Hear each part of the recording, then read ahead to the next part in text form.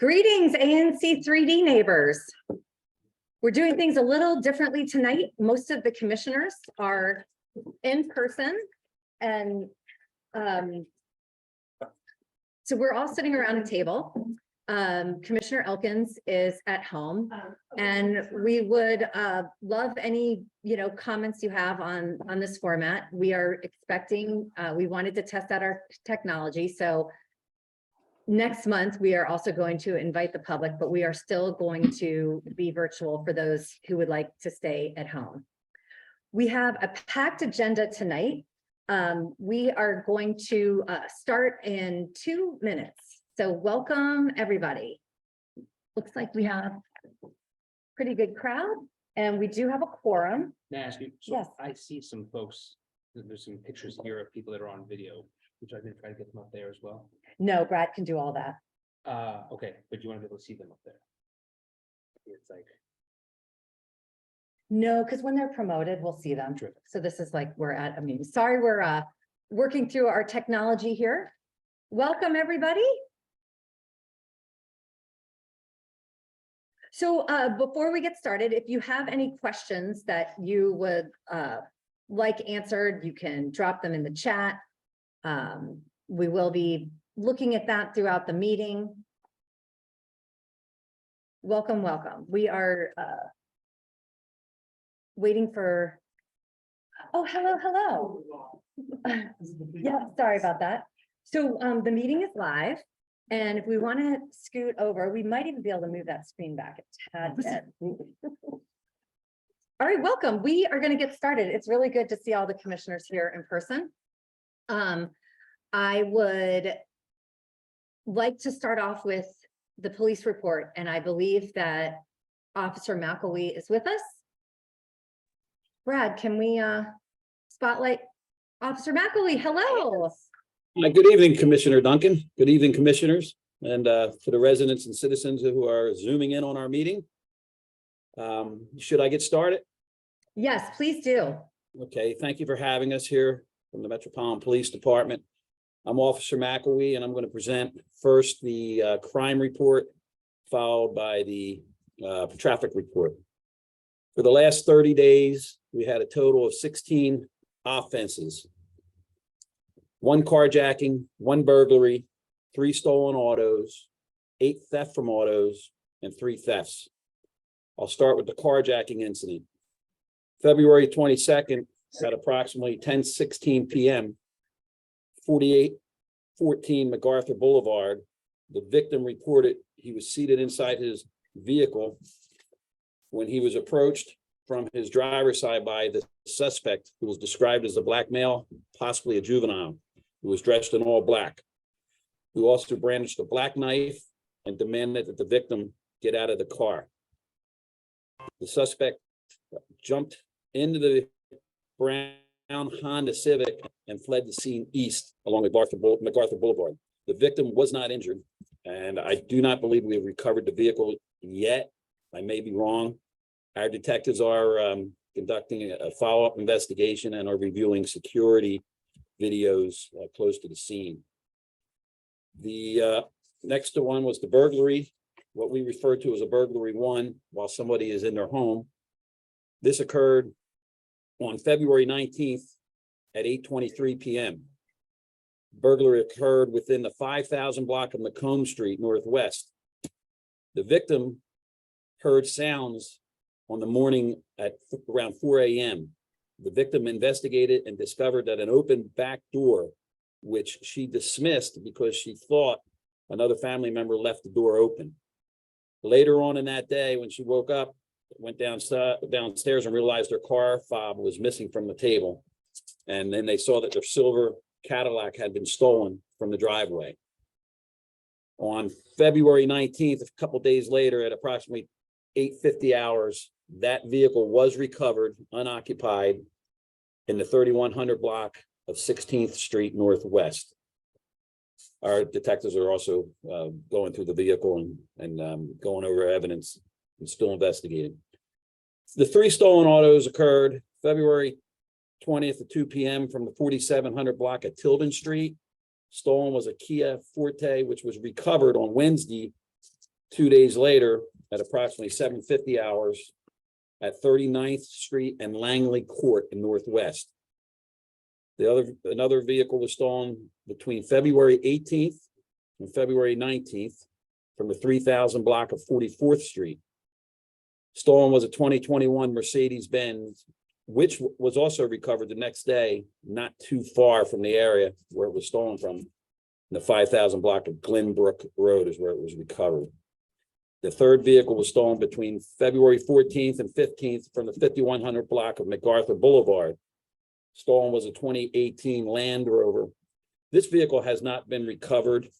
The victim was out late drinking, he said, in park that he believed on MacArthur Boulevard. And we did a canvas, we did not find it.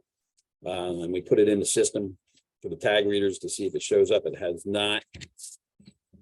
The theft, we had 7 theft from automobiles. I'll just go over the locations and dates in case it's in somebody's neighborhood, just to put you aware of it. 4600 Rockwood Parkway on February 15th between 10 and 11 p.m. 4300 block at Klingle Street between February 15th and February 17th. We had 2 on 2 different days back to back. 2900 block of 44th Place. Both of these vehicles were contractors' vehicles, and they were specifically targeted. 5000 block of Upton Street on February 9th between 4 and 6 p.m. 4100 block of Cathedral Avenue on February 1st between 10 a.m. and 1 p.m. 3000 block of 43rd Street on February 10th at 2:30 p.m. This was also a contractor's vehicle. We had 3 thefts. And real quick, one was on 4100 block of Cathedral. That was a lunch bag that had $15 and was left unattended. 4900 block of MacArthur, a security camera was stolen off the house. The fence, part of the residence outside the front of the house. And 4000 block of Mass Avenue, we had a hydraulic car lift that was stolen. Most of these crimes are preventable. Please remember to remove all valuables from plain view and always lock your cars when parked and unattended. Please report anything that appears suspicious, like suspicious vehicles and persons, to 911. Also, MPD conducts vacation checks of your home while you're away on vacation. I will provide my email in the chat box, and just take my email down, and you can, or any resident, feel free to text message me their address, emergency contact numbers, and I'll walk through, walk around your house, give you a peace of mind. With that said, I'm just going to jump into the traffic report real quick, and I'll take questions. We targeted Foxhall and Reservoir Road, Ward Circle, and Macomb and Nebraska Avenue. We received a complaint from residents about cut through traffic between 7 a.m. and 9:30 a.m. Monday through Friday. We went out that way. And in March, we're going to focus on crosswalk enforcement along MacArthur Boulevard, Arizona Avenue. We're also going to conduct speed enforcement blitzes on MacArthur, Foxhall, Canal, and Mass Avenue. If you were wondering how many tickets we wrote for the last 30 days within the 2nd District, it was 614. Year to date in the 2nd District, we issued so far 1,396 moving infractions. With that said, I'm happy to take any questions, complaints, concerns. Well, I'm going to start with my questions. Maybe you said this and I missed it. With the carjacking, has that suspect been apprehended? Not that I know of. No, not yet. Our detectives did recover some good videos, and we have some crime flyers that have been issued out through other districts to see if any officer may recognize that individual.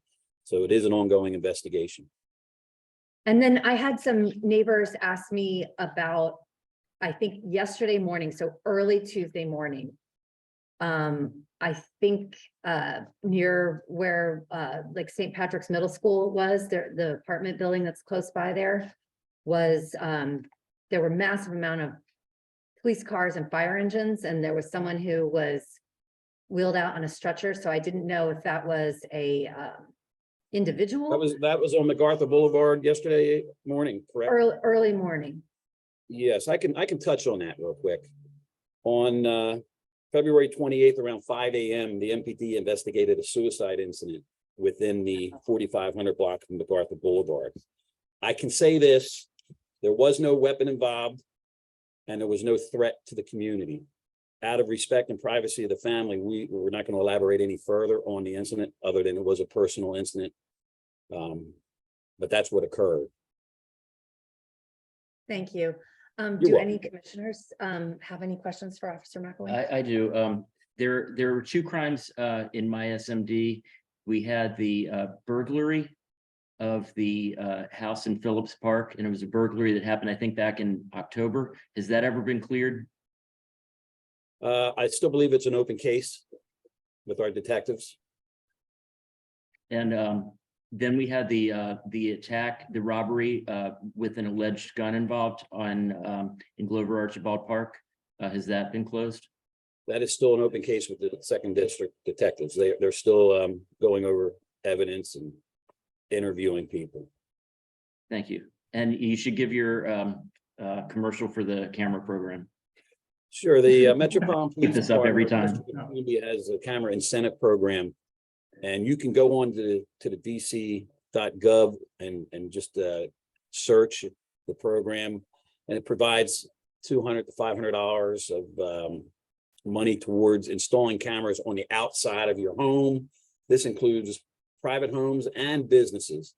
It's a very good program, and most of the folks that I know that took the program and bought the cameras really didn't have to spend any money out of pocket. The only thing that the MPD asked is that if there is a crime, such as like the carjacking, and you capture it on your video, that you turn the video over to us for investigative purposes. But please take advantage of that perk. So we have two residents who would like to ask questions. So we're going to call on Monica Morin. Brad, if you can get Monica Morin. Hi, yes, good evening. Thank you. My question is about corruption. Earlier in February, it was reported that due to a sexual assault investigation into an MPD officer, a former police union vice chair, that it was discovered he was stealing from MPD by working for Whole Foods and simultaneously taking a paycheck unauthorized from MPD for the same hours. And about half of those hours were paid at overtime. And I'm interested in knowing what mechanisms are in place to make sure that this isn't happening in the second district, to make sure that this doesn't become part of a pattern and practice of corrupt behavior. Okay, I cannot really comment on that investigation with that officer, but I will tell you what you just brought up is accurate. I've heard the same thing that you've heard, and it is being investigated. As far as improper conduct, we're certainly monitored through like internal affairs and other areas with supervisors and officials. So we are monitored. I don't know of anything of that occurring in the second district. Thank you. Some of this feedback you all are hearing comes from Officer McElwain's scanner, so that's going to stay on. We also have, thank you, Monica. We also have Miss Alma Gates has a question. Tony, can you address whether or not there are noticeable shortages in the second district, given all the retirements that have occurred? I could say this, it's no secret, Chief Conti has been out there. We're down to 30, I think it's 3,300 officers we had put out there. So we are losing a lot to attrition, and our numbers are down. I know they're trying to come up, they just came up with a hiring incentive for new recruits for $20,000 sign-on bonus. I know we've gotten some recruits from that, and we're actively recruiting. And we're not the only one that's short, other agencies are as well. There's a competitive field that our recruitment folks have to deal with as well. But yes, to answer your question, we are down several officers, and Chief Conti said it could take up to 10 years to get the full complement of officers, where he would like us to be back to 4,200 is where I believe we were. Are more of our officers being dispatched over districts to cover the shortages? I'm sorry, you broke up there, Ms. Gates. Try that one more time. Are more of our second district officers being dispatched to other districts to make up for the shortfall? Not that I know of, no. But that's a question you could pose to the commander, because I don't always get that information, but I don't see it. And I don't see it. You know, I see our response time is pretty good. Thank you. Thank you, Ms. Gates. Very good question. Thanks. And Officer McAvoy, there's a question in the chat. It says from Don Gregory, a month or more ago, there was an accident on the Beltway and cars were directed into surrounding neighborhoods. The street, he doesn't say where it was blocked for more than 5 hours. Does NPD have a position on that event? And does NPD respond to try to direct cars in a particular way? And what would happen in case of emergency if access was compromised in that case? Occasionally we have situations that occur outside the city where they get diverted off the Beltway. Usually it's the Beltway. And we just try to have high visibility to the motorists that are commuting through our communities and our roadways. We do have DDOT that has, they have traffic directing officers that come out, and you may see them sometimes. I've seen them at Arizona, MacArthur. If we need them for deployment, we'll reach out through our command center and ask them to send their folks out to assist with traffic. I remember that. It was bad. Every street in Palisades and in Glen Echo was jam packed. It was bad. And then can we unmute Andrew B? That's a question for you. We're going to give our administrator a little time here to. There he is. Hello. Hi, Officer McAvoy. Just a question. I don't know if you can answer this, but I'm curious. So one thing I've been seeing, as I think many of us have, is what seems like an increased number of vehicles with either expired tags. There's a concern that a lot of the temporary tags are fake. I have seen vehicles recently with no plates at all on them or obscured plates. And I'm just curious, as a resident, whether, because I know that there've been some changes in the law that have precluded police departments from conducting a stop based upon a car having fake tags or no tags at all. And so I'm just wondering if you're able, whether you can speak to what the regulations are on that, and whether you would be able to respond to stop a vehicle that you observed had an incorrect identification license plate on it or no plates at all. Well, absolutely. I do it every day. If you have expired tags, you can be stopped and issued a notice of infraction. In fact, it's one of the few violations that we have that we can actually tow your car if it's unregistered and it's on public space. I don't normally go that extreme on a traffic stop, but it could. We don't really have the resources for that. They call a tow truck out all the time, so it's a case by case. As far as the paper tags and the counterfeit tags, our crime suppression team units, as well as myself and some good traffic officers out there, we're familiar when we can determine fake tags versus actual real tags, and it is a problem. Our CST unit, that's our crime suppression team, they focus on that heavily, as well as I do as a traffic officer. So to answer your questions, if you're stopped, actually counterfeit tags, you're placed under arrest and your vehicle's towed. Expired tags, you're normally issued a regular notice of infraction. Normally, I'm not going to tow your vehicle. Sometimes, most of the time, they forget that the vehicle's had expired. So we'll give you a little courtesy now. Those vehicles that are parked on the street without tags, you can report them to 311 for DPW, who will come out and investigate. Or if you have my number, you can call me. I'll come down. I'll run the VIN number. And we had a problem with one specific vehicle in Spring Valley. I won't go into it, but the tags were missing. So I went down there and I ran the VIN number and found out who the owner was. Sometimes they do become an eyesore. It takes DPW. They don't have that many tow trucks to get out there to move all these vehicles. But if you have a particular vehicle, fire me an email. I'll see if I can expedite the process. Sure. Thanks so much. Very good question there, Mr. Beef. Thank you. Appreciate it. Thank you, Officer McElwee. I think this is, I have one. Commissioner Simplitz. This isn't necessarily for Officer McElwee, although if he wants to stick around, he could be there for our discussion, which will be heard sometime around 8:45 on the criminal code reform and the hiring practices of MPD. So that will be later, so anybody that's interested can continue the crime discussion then. Thank you, Officer McElwee. Thank you, everybody. Great to see you. Can't wait to come back and be and thank part you of for the your crowd help in there. Have a great last one. week. Thank you. All right, moving on.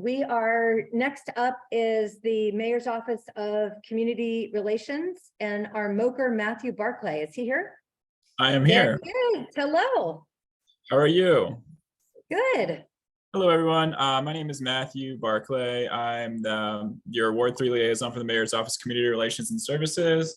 Theo Wren is also one of your MOCRs, so if I never answer, or if I don't answer, you can call him. I'll put my contact information in the chat. Basically, what we are is the eyes and ears of the mayor. Would like to know everything going on in your area. If you have any problems navigating bureaucracy, please let me know, and or one of your ANCs. But we have some announcements today. We also complete some 311 requests in your neighborhoods as well. This week I was on like the Foxhall Road and then roads that came off Foxhall, W. I did some on MacArthur, mainly sidewalk repairs, sign repairs. There was a really big sidewalk repair on Foxhall, but I submitted 311s. So for announcements today, DPR yesterday had its announced the registration for the 2023 spring programs. March 1st, the aquatics programs are open, and then Thursday, today, I'm sorry, March 1st, aquatics programs, and then Thursday, tomorrow, March 2nd, for all other programs. So learn to swim, aquatic fitness, senior aquatics, water polo, lifeguard instruction, all in aquatics. Team sports and athletics, including soccer, kickball, volleyball, all that on the March 2nd.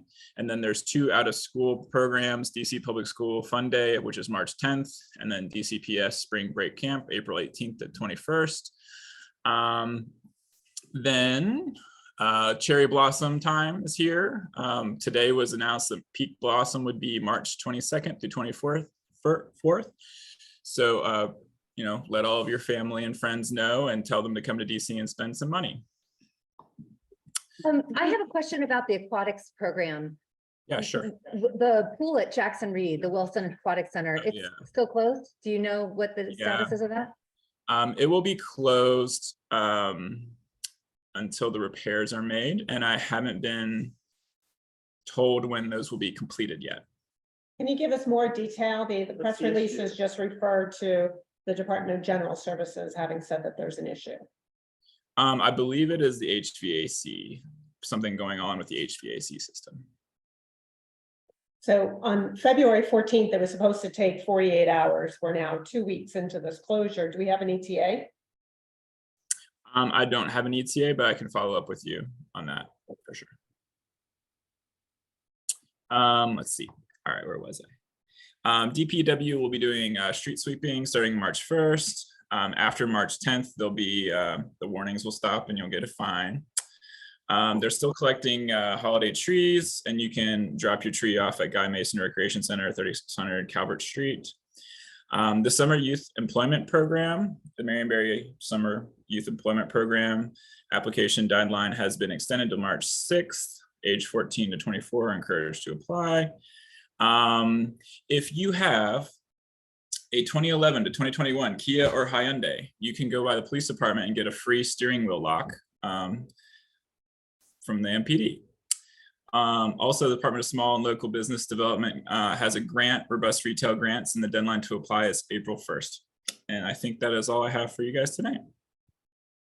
Thank you. I see no questions. Do any of the commissioners have any other questions? All right, thank you very much. Moving on. We are thrilled to welcome someone from Matt Fruman's office. I believe his legislative director, Stephen Palmer.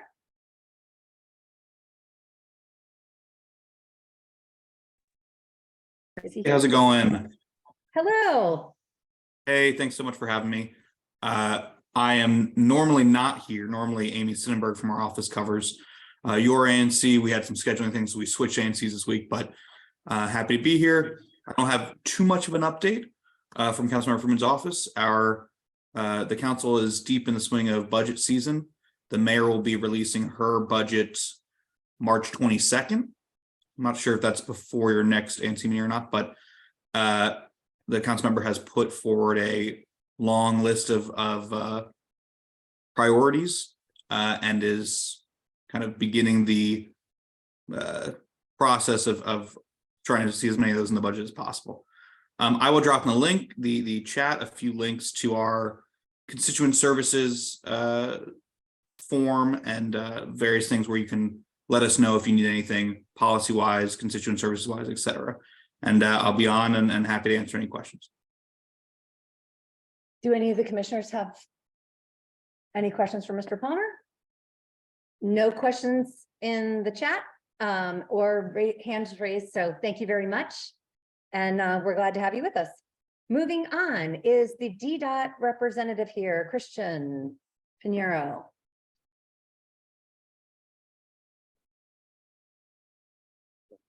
He is not here tonight. All right, so moving on. We are moving on to our local higher education institutions. We are skipping American University right now because they're doing a separate presentation later in the meeting, sorry. GW is here. Do we have any updates? We are actually renting space from GW for our meetings. Georgetown University, is anyone here? You can raise your hand and we'll pull you up. And if there's anyone from Wesley, we can get back to you, just raise your hand. Now we are moving on to our local institutions, and I believe that there is a representative or two from the lab school. Allison Prince, are you on? Hello. Hello, can you hear me? Yes. Great. I was just going to do a very brief overview. I want to be respectful of your time. Is that what you're looking for? That's Yes, okay. Please. Great. Thank you very much. And hi, Alma Gates. I haven't seen you in forever. Good evening. I'm Allison Prince of Goulston and Storrs Council for Lab School. I just wanted to give an update on the Foxhall campus since we'll be filing a request to extend the BZA approval that allows the school to operate on the site. And as I think you all know, the former Hardy School was last used as a public school in 1996. Thereafter, in January of 98, it was leased to Rock Creek International School and used by that school for 7 years. Lab School took over after Rock Creek vacated the premises. And again, they had to extend the BZA approval that Rock Creek had because although charters and public schools can operate matter of right on the site, independent schools cannot. And so Lab extended the approval for 10 years to 2019. And then I was before this ANC just a few years ago to extend it until August of 2023. The August of 2023 deadline aligned with the expiration of the current lease of the building from DCPS to originally Rock Creek, now Lab. I think most of you probably know in December of 2020, the council approved a 15-year extension of the lease. So now Lab will be seeking an extension of the BZA approval to align with the lease termination. I think you all know Lab School, but I'm happy to answer any questions you have. I'm not asking for any action tonight. We haven't even filed our request yet. We'll be back on April 4th. And any questions you have, I'm pleased to answer. I have one. Wasn't it the mayor, not the council, that extended the lease? The council, I believe the council extended the lease. Frankly, I didn't work on the lease extension. I have the lease in front of me, but I thought it was council action. Perhaps it was the mayor. Just a clarification, it was the mayor and they did not Okay. inform the council until several months later. So there's, And I think that was the problem for my neighborhood, is that it didn't go through the council, and that's why there was all the signs and I do, chaos. that's right. Yeah, that sounds right. Because if I think if it had gone through the council, it wouldn't have passed. But that's neither here nor there. can I ask when you plan on filing for the BZA? I mean, we'll get a notice, but if we had a general idea. Right. I hope to file next week. As I've mentioned by email, I'm waiting for the authorization from DCPS. Since Lab is not the landowner, we need the authorization of the landowner. Does anyone have any questions before I go to the audience? I do have a question. Does Lab have any plans to make any physical plant changes over the remaining term of the lease? Just upgrades, internal upgrades. They've already put a lot of money into the building for internal building systems, and they'll continue to do that under the terms of the lease. The occupancy limit for the building is 200 under the BZA order. They only have 60 children in the building, and are planning to continue that level of occupancy, but they do plan to keep up the physical plan as best they can. We are going to move to the audience. Mr. Nick Keenan has a question for you. Thank you, Commissioner Duncan. So the lease extension was a subject of great concern to the community. And as Commissioner Simkowitz noted, it did not go through the council. There was no public process involved with that lease extension. It was literally signed in the dark of night on Christmas Eve, but not made public for several months after that. And members of the community have been trying to get some explanation from the city government as to how that lease extension happened. Obviously, the other party to this that might know how it happened would be the lab school. Now, you've already said that you were not involved with the lease, so I mean, if you know how it happened, it would be great if you could tell us tonight. But if you don't, when you next come before this ANC, could you bring somebody with you who can explain to us how this lease extension happened? Certainly, I'll have representatives from the lab school with me at the next meeting. Thank you. But I mean, as I'm sure you understand, that's really not a matter for the BZA. So we have two paths here. We've got a lease and we've got BZA approval. We're not the BZA, you know? I would agree with Mr. Keenan. This happened. I was the ANC commissioner for Hardy Park and that school at the time, and I didn't receive any notice that this was even under consideration. This came as a shock to me, and it didn't happen on Christmas Day, you know, right after it happened on Christmas Eve. It happens, like Mr. Keenan said, several months later. So I think this is a subject that we do need to go into because it goes to lab school's credibility. May I also add, just hearing the way that these facts are playing out, and Allison, I realize that they are separate from a procedural standpoint, but from a notice and due process standpoint, they're integrally related, because the ANC and the community didn't have an opportunity to comment on the lease when that was up, and there was a substantial amount of community concern at that point. I understand. Thank you. We have one other community member, Mr. Beath. Thank you, Mr. Keenan. Yeah, thank you very much. So I'm a neighbor of your main campus. I also have a question following on from Mr. Keenan's. And that pertains to the plans that DCPS has to build a new school beside the old Hardy campus. As I'm sure you're aware of, the discussions in the community around this and the angst that these proposals have caused. And with respect to that, I'd like you to speak to, if you can, any discussions that you've had with DCPS, with the council members, whether the former Ward 3 representative or the current Ward 3 representative, about a possible co-location or use by DCPS of the lab school space in order to mitigate the impacts of those new buildings on the park, on the trees that line the park, and of the public's use of that space. Have you had any of those discussions? And if you had, I would appreciate if you could just speak to the lab school's position that it's taking in those discussions. I've not had those discussions. I do know that the lease itself contemplates that there may be additional construction on the site. I think that was sort of the placeholder that was left for future use by DCPS, but I have not had those discussions. We can certainly address that on April 4th or before. I think I would just like to add these comments. It would be helpful if you were able to take them back to lab so they would know to address the community, with these concerns. I will say I have read the lease.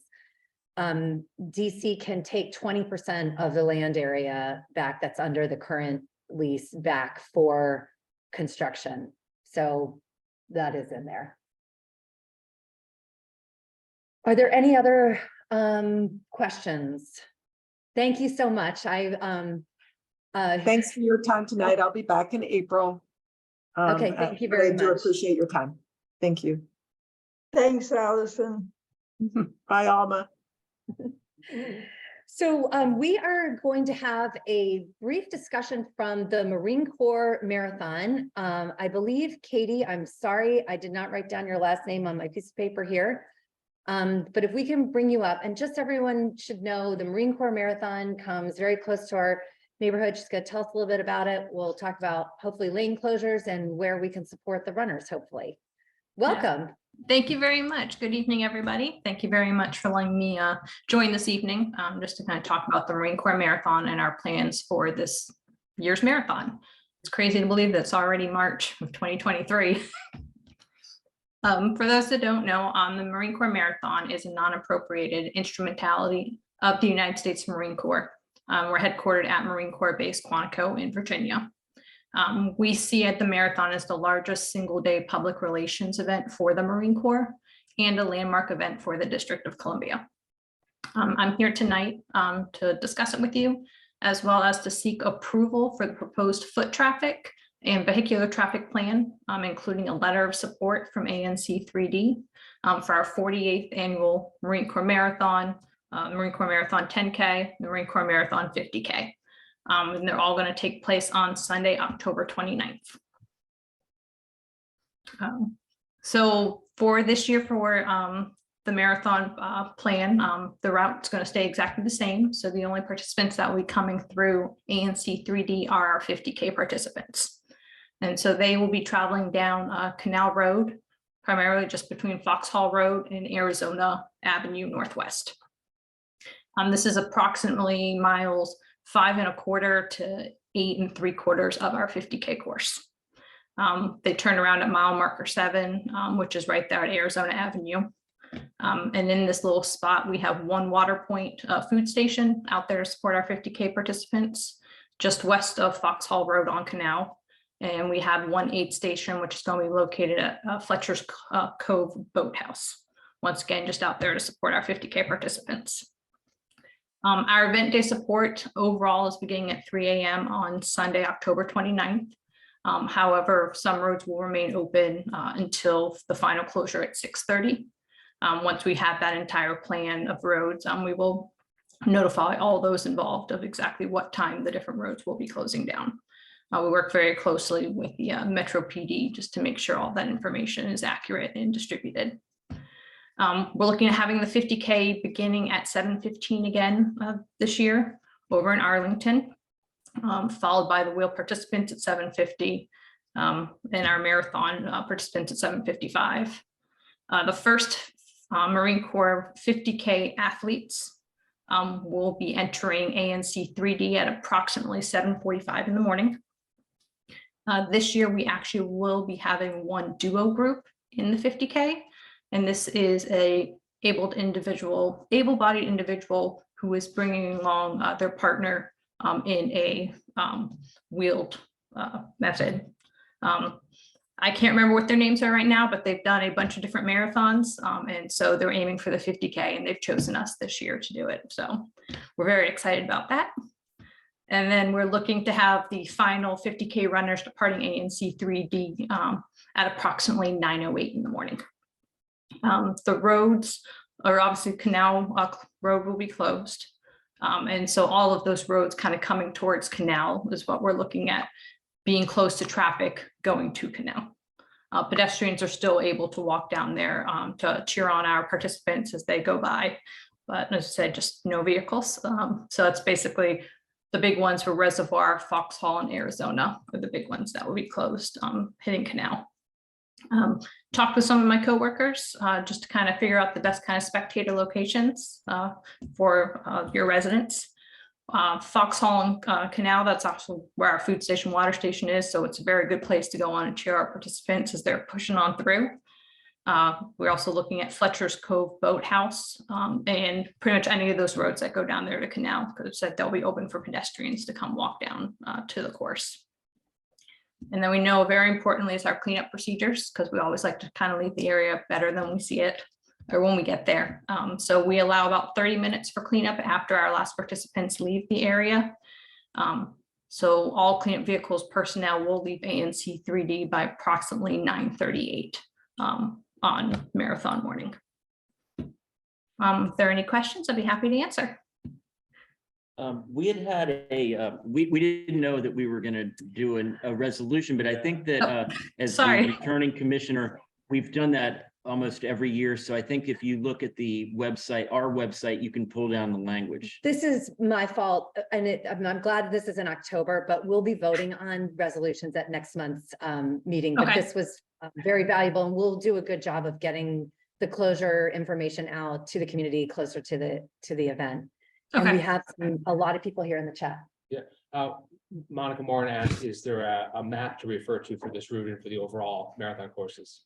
Yes, you can go onto our website, marinemarathon.com. And could you drop that website in the chat? Yep, sure, of course. Yep. Great. As of right now, everything on the website is still from 2022, just because we haven't, finalized everything. But as I said, we're expecting to follow the exact same course as last year. All right, that's it. Thank you. Right. And Thank you so much. I will be emailing with you about getting on the resolution, but would she need to be appearing or can she just give it to us and we can? Yeah, you don't have to appear again. Okay. We can work that out, but I'm not seeing any problems. Okay. Wonderful. Thank you all so much. Appreciate your time this evening. You're okay. Semper Fi. Thank you. So we are going to quickly go through the commissioners to see if anyone has any updates, and then we're going to hear from Eric Goulet, who I just texted, so I think he's here. Are there any commissioners with any commissioner updates? I have one thing for just public notice that came into my mailbox today for any parents of high school seniors or college students. The DC tag application process is now open.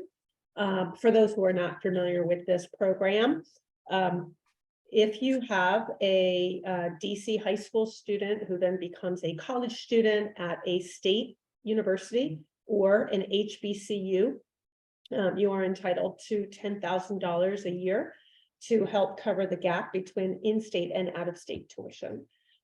There are also a few DC local universities that don't fit in either of those categories that also qualify for DC tag. It's a great program. I encourage you to check it out, and if it fits for your family, take advantage of it. DCtag.dc.gov, I think you'll find it. Commissioner Elkins. Yes, I wanted to report that on Monday, the Council Committee on Transportation and the Environment held an oversight hearing. It lasted for 12 straight hours, quite a marathon. But more importantly, we had testimony from Chair Tricia Duncan, from Commissioner Jeremy Joseph, Andrew Heimert, Mark Maves, Jack Wells, Derry Allen, Troy Kravitz, Andrew Beath, and Lisa Adams submitted written testimony. I've put together the video of all their testimony as well as the Q&A they had with the council members. It totals 51 minutes. It's on our website on the homepage. I highly recommend it. Excellent testimony by all members of the team. And I think it's remarkable that we took up 51 minutes of 12 hours and every minute of it was high quality. I think this, I want to give a shout out to the Transportation Committee, whose work over the last 3 years provided a lot of the substance for that testimony. And I think that committee and therefore the ANC3D has developed a reputation downtown for being well informed, constructive in our comments, and collaborative. And it's a reputation that I'm sure this commission will continue. The Transportation Committee will be meeting again this month, the 22nd at 3 p.m. Residents are welcome to participate. And in case you think this committee is run primarily by commissioners, no, it is run primarily by the residents of ANC3D, chaired ably by Derry Allen, who's my co-chair. I let him do most of the work. Thank you, Derry. So I shout out to the Transportation Committee and all our witnesses. I concur wholeheartedly with those remarks. Commissioner Joseph. One last item is the notice of intent from DC Department of Transportation has been posted for the Arizona Avenue protected bike lane. Any residents that have comments or want to learn more about that should go to our website, ANC3D.org, and you can see the information about the NOI and the way to provide comments back to DDOT on that topic.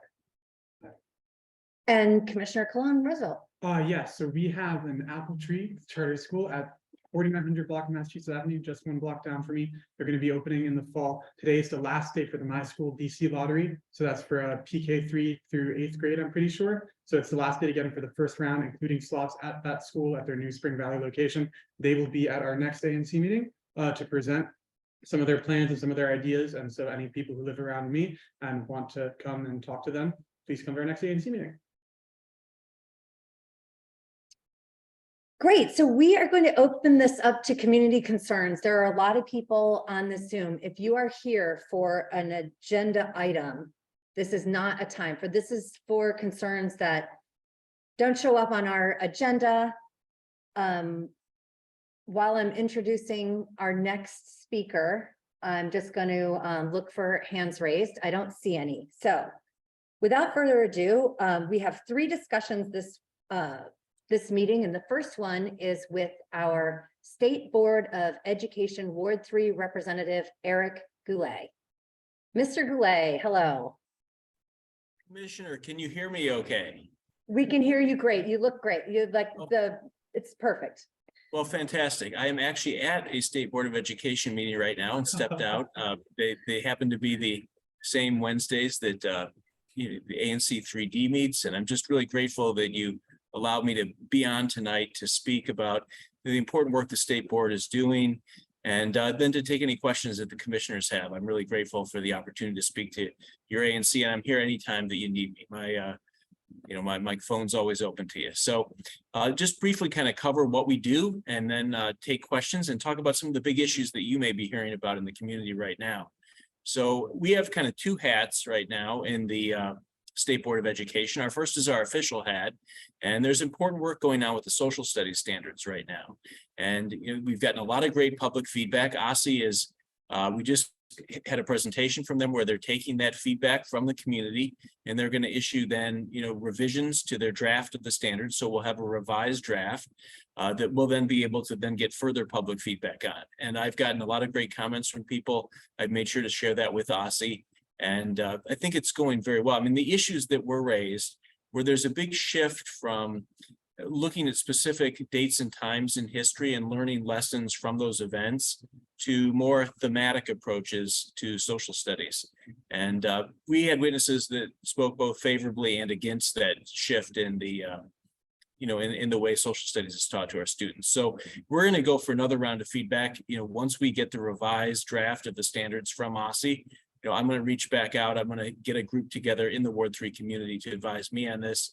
And anybody who wants to participate in that process, feel free. I want to just thank our former representative, Ruth Wattenberg, who's been great at giving me advice on this subject and has given us a full memo on what she thinks about what worked and what didn't work with social studies standards. So I'm grateful to Ruth for that. So please reach out on that issue. Then we wear a different hat. So that's our official role. It's fairly limited to issues of curriculum and school standards. But, the advocacy role that we play in terms of making sure that, we listen to our school communities and that we advocate for priorities that the residents identify in the neighborhoods. I have received over 1,200 emails on the issue of the school cuts that are occurring to Ward 3 schools right now in the local school budgets. And 7 of the 10 Ward 3 schools received a 5% reduction to their mark that they received the previous year. This is particularly alarming for some of the smaller elementary schools in the ward where they can't afford to lose 6 staff. That's a huge hit for those schools because there's no way to take that cut. At the teacher level, you can't merge classes, the class size would be too large. So you end up having to cut support staff, vice principals, things of that nature, and it doesn't make sense. What it would take to undo this, if you're going to put 5% back to this, you'd have to raise the increase the mayor had to the formula. She gave a 5.05% increase. You have to increase that to about 8.05%. That would then get the local schools up by 5%. We wouldn't give anything extra to central office under that scenario, but we would give the local schools then essentially the same buying power they had the year before, which I think is what's really important, is that none of our schools in Ward 3 lose buying power. And that's something I'm going to advocate for now that we have the revenue estimate, sending the letter to the mayor on that. And I've testified now at 2 hearings about that. So I think that's a really key point and really important to this. Now, the challenge is the revenue estimate just went south.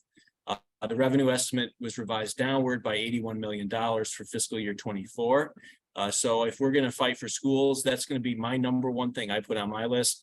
And I'm going to make sure that I advocate that if we're going to do anything this year, we should hold our schools harmless above doing any new programs or any other new spending, that we should do what we're already doing and not cut the buying power of our local schools. So that's priority 1 for me. Priority 2 is trying to address the school overcrowding issue. Until the school cuts came along, this was the number 1 issue parents were raising with me, trying to get pre-K 3 and 4 in all of our schools. Parents still want to be able to have a livable, walkable route to take their 3 and 4-year-olds to school. When we passed pre-K back 15 years ago now, the objective was that we would start with Title I schools, but that eventually every school in every ward would have pre-K 3 and 4, not as preschool, but just as part of school. It would be called pre-kindergarten, not preschool anymore. And those would be school-age kids, age 3 and 4.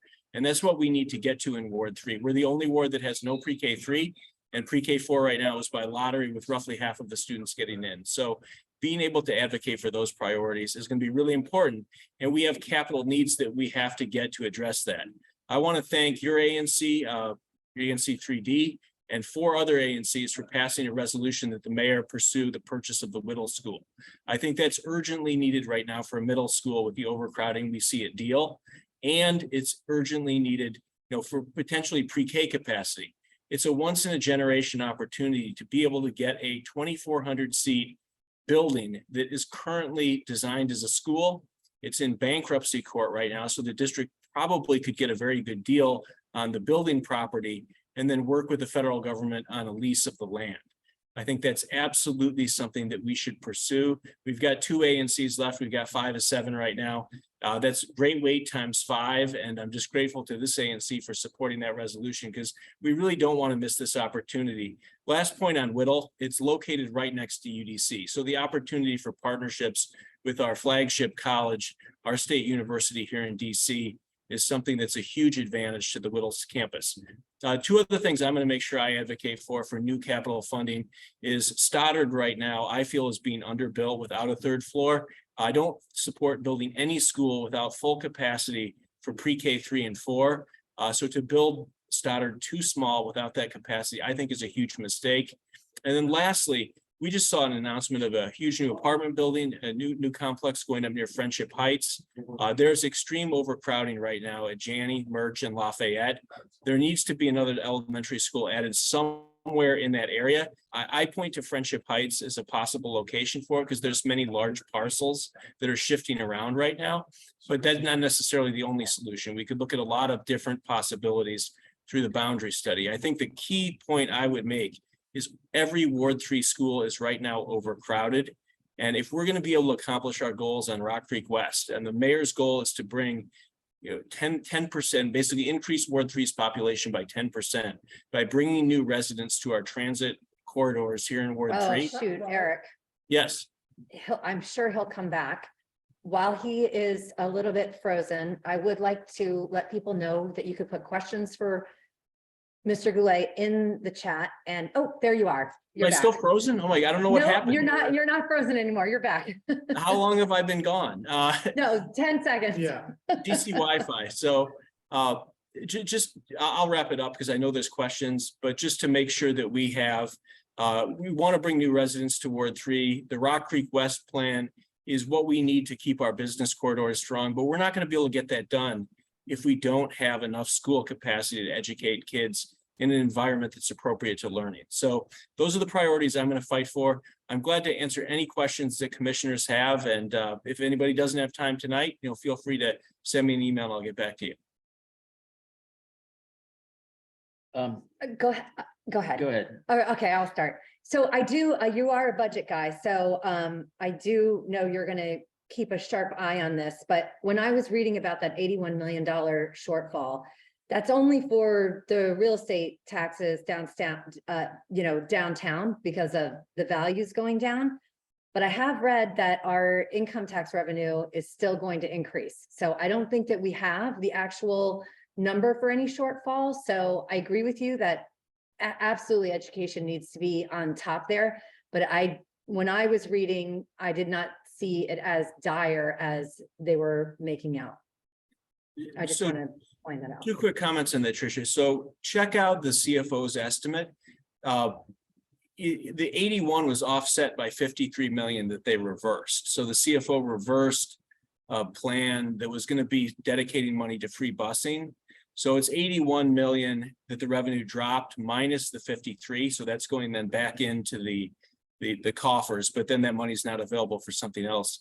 So check, if you Google the CFO and Google revenue estimates, you'll see their formal revenue estimates. They issue a formal revenue estimate 4 times a year. And the February estimate is the one that the mayor has to base the budget on. So it's always subject to change. It's revised quarterly, but the February estimate is the one the mayor and the council will have to propose and then approve in a budget based on. So they've never revised it outside of this quarterly process before, but I hear your point that, it's good if income taxes remain strong, maybe they will weather this well. I'm fearful of the commercial property taxes dropping further. This is always a very volatile revenue stream. And if we don't see an improvement with the workforce returning downtown, I'm very fearful that these properties will win their assessment appeals right now because these are assessed through triple net leases. And if those start to go in the wrong direction, our engine for our economy then shuts down. And that's very worrisome to me. But yeah, check out the CFO's revenue page. It'll be there for you. And that'll be the number that the mayor and the council have to go with. Does anyone have any questions? do. Oh, yes, Commissioner Simkowitz. Mr. Goulet, as the commissioner who drafted the Whittle School resolution that was fortunately picked up by the other ANCs with success, I'm out of it now, so I defer to your judgment and your experience, your vast experience in the DC government, to see how does that translate to reality? What needs to happen in reality to make that building productive for the District of Columbia again? Well, and thank you. And, Commissioner, thank you for leading the charge on this, that you are the one who got this done first and started the momentum on this. So much thanks to you for getting this done. I think it was back in October of last year that you got the resolution passed. So congratulations on getting this done. I mean, I don't think it's over yet at the ANC level. We've got to mobilize Ward 3 residents to make it clear to the mayor right now that this is a priority. And I think emailing the mayor on the capital needs of our schools and on the operating needs of our schools with these eliminating these 5% reductions, I think is really important. If she hears from the community, then she can make these changes in the budget. I'll send out a budget letter to the mayor in the next 2 days, now that we have the revenue estimate that advocates for these things. But hearing from you as commissioners and then your constituents as well is very powerful. So I think just keeping up the advocacy is what we need to do. And hopefully we'll see these in the budget when it's released March 22nd. So essentially, that's the first step that we should be looking for. Yes. I think there's some questions in the chat. There's a question in the chat. How would you, I'll just ask it directly. How could the city afford to buy the Whittle and Friendship Heights sites, given the $464 million revenue drop reported by the CFO? This question's from William Clarkson. Yeah, You may have already addressed that, but go ahead. Yeah. I think it's two separate budgets. So we have what's an operating budget and then a capital budget. Capital budget is one-time needs, where we finance buildings paid for through borrowing, through debt service. And, as long as there's a debt capacity space within the debt model, I think this is a great opportunity that won't come along again to get a building at, frankly, what I think is going to be a discount rate since it's in bankruptcy court. So it's the right time to make a move from a capital perspective on this budget. It won't cost us money out of DCPS on the operating budget side because borrowed funds aren't mixed with operating funds on the operating budget. They're separated. So I don't see the drop on the revenue as long as the debt model holds having any issue with the purchase of Whittle. It's just got to be something the mayor prioritizes in her capital budget. Thank you. Commissioner Colon Roosevelt. Yeah, thank you, Eric, for fighting for the Will School and for all of your work and for trying to make sure that the mayor reverses these budget cuts to the schools. If this were not successful and we did see a 5% cut at the elementary schools in Ward 3, including Horseman, what would that look like for the kids and what could we do to try to support them in whatever way we can if that does happen? Well, I think the fear would be, since many of our schools are small, like a larger school like Lafayette may be able to, which is in Ward 4, but still has Ward 3 students. I mean, they may be able to squeeze, to cut a teacher and then squeeze classes within a grade level. But that would obviously increase class sizes. I mean, I think unfortunately what it means is we would be cutting, staff at our schools. You probably wouldn't be able to cut teacher positions unless you were right on the cusp of being able to afford to eliminate a teacher and still be within a reasonable class size. So what you'd see is maybe losing a vice principal, maybe losing support staff that's key for running the school. And I think these cuts would be very devastating to our schools. The teachers received what accounted is a 12% raise, and then principals got a 12.5% raise. Presumably teachers would then get another 4% this year when it's negotiated, because that's what principals receive. So we're talking maybe a 16% increase in teacher salary, 12.5% for principals. That's why we're having to increase the formula by this amount just to be able to stay whole. And the mayor is going to then transfer money over from what are called workforce investment funds, which are used to set aside to pay for union negotiated salary increases. So all that will come together. My key is just making sure we don't lose buying power for our schools as we enter the new year. And what I'll do is I'll send you this chart I put together to all of the ANC commissioners. So you'll have it. It's a compilation of citywide what all of the local school budget reductions look like. And as I said, here in Ward 3, 7 of our 10 schools took that 5% cut. And I think it really hurts the smaller schools the most.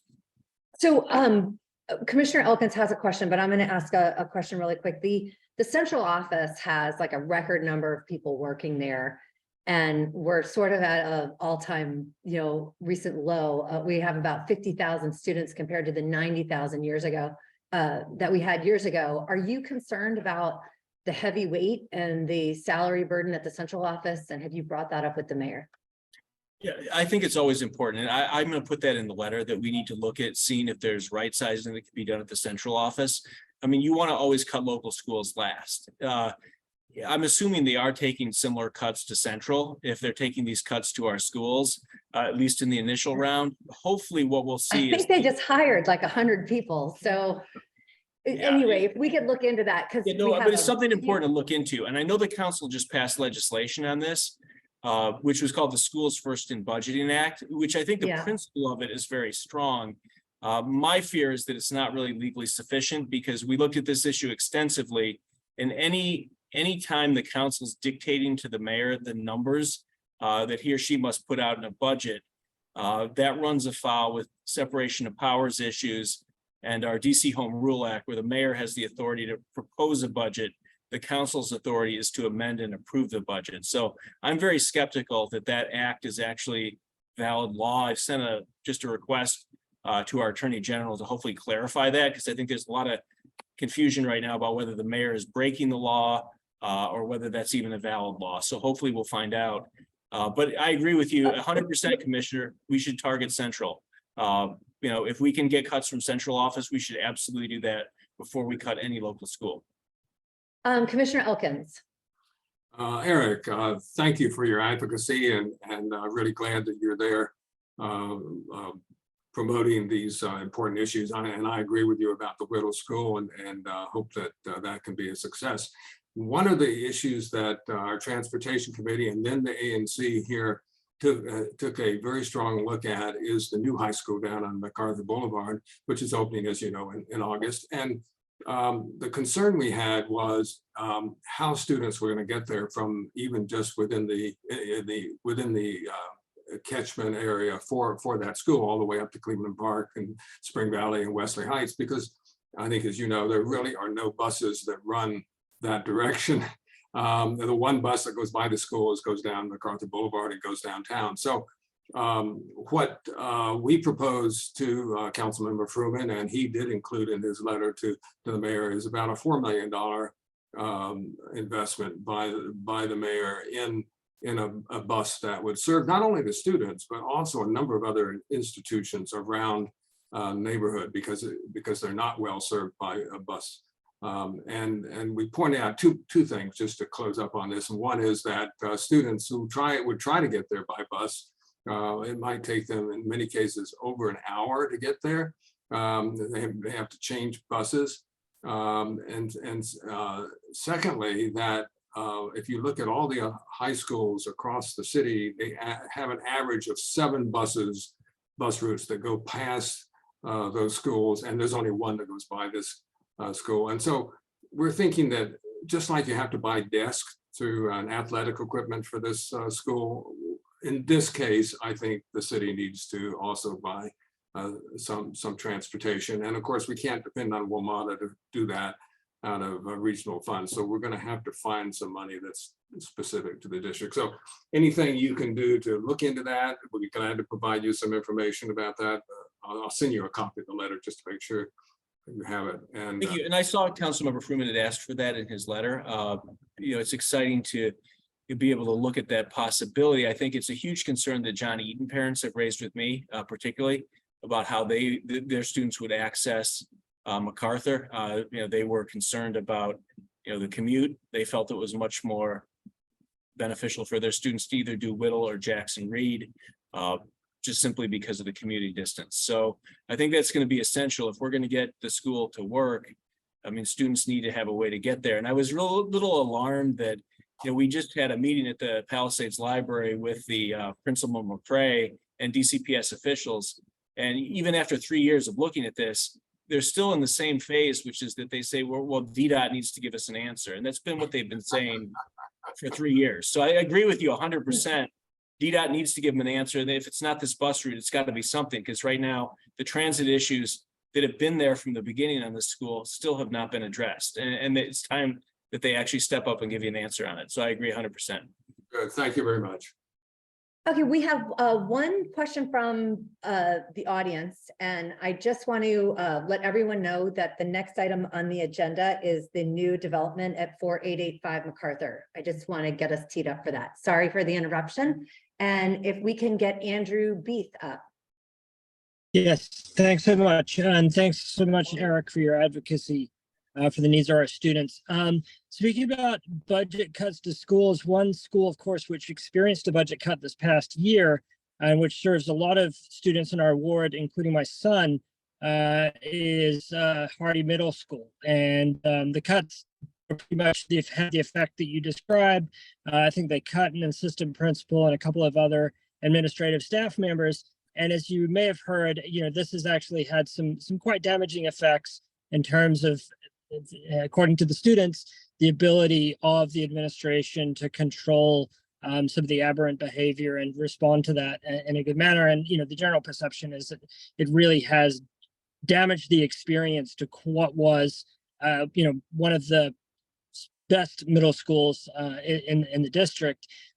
Question is there any hope of getting next year some of the funds that were taken away from Hardy restored, or is that school likely to face further cuts next year with what the mayor is proposing?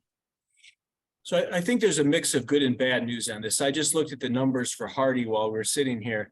I mean, their budget is going up by 9.87%, their local school budget. But I'd like to point out that really is just to try to right size for those terrible cuts you saw last year. So it's just trying, I think, to make up for the fact that they saw a huge cut. Also, their enrollment's going up by 43 students. So you're starting to see overcrowding issues at Hardy. The funding really, I think, is still about 5% short for Hardy as well. I don't think it just tries to make up for the wrongs that were done last year, but I don't think it gets us back to the buying power we saw before those cuts. So I think if we can get the 5% back with the other schools, I think Hardy will be in a much better position. But I completely agree with you. And the issue of school security came up at a hearing I testified at before the council this morning. I was on the first panel and just happened to be on with 4 principals. And all of them mentioned the issue of the council stripping SROs from our schools without really any sort of backup plan or any idea for what would replace SROs. And they're cutting a third of the SROs each of the next 3 years. And each of the principals mentioned that, for security and safety of the students, that was one of their top priorities, was making sure that we kept our SRO program in place, which I'm going to listen to our principals on this one. I think that they know best, and I support that. So I think, for Hardy, overcrowding is becoming an issue. I think the cuts last year were devastating. I think the mayor's office makes up for a little bit of that, but I think unless we get that extra 5%, you're still not going to see the same buying power you did 2 years ago at Hardy. So I think we've still got work to do. And one thing I'm going to advocate for is not just replacing the 5% for the schools that got a 5% cut, but adding the 5% to every school, because schools like Hardy need it as well. Schools like Merch that saw, a very minimal increase to their school, despite the fact that they had a large increase in students, they need the 5% too. So I think really advocating that every school gets this 5% increase is going to be critical. It may not be quite as necessary at the high school level, but for the middle and elementary schools, I think it's really, really important that we get that money added. Thank you so much. I think if you were in person, you'd get some applause. Thank you. That's all the questions we have from you. This was very informative. And I know you are also interested in another topic we have, so I'll send you a text. Okay, thank you, Commissioner. I appreciate it. And thank you to the commission for allowing me to speak tonight. I really am grateful to be able to be on. Yes, thanks for stepping out of your meeting. Thanks, Eric.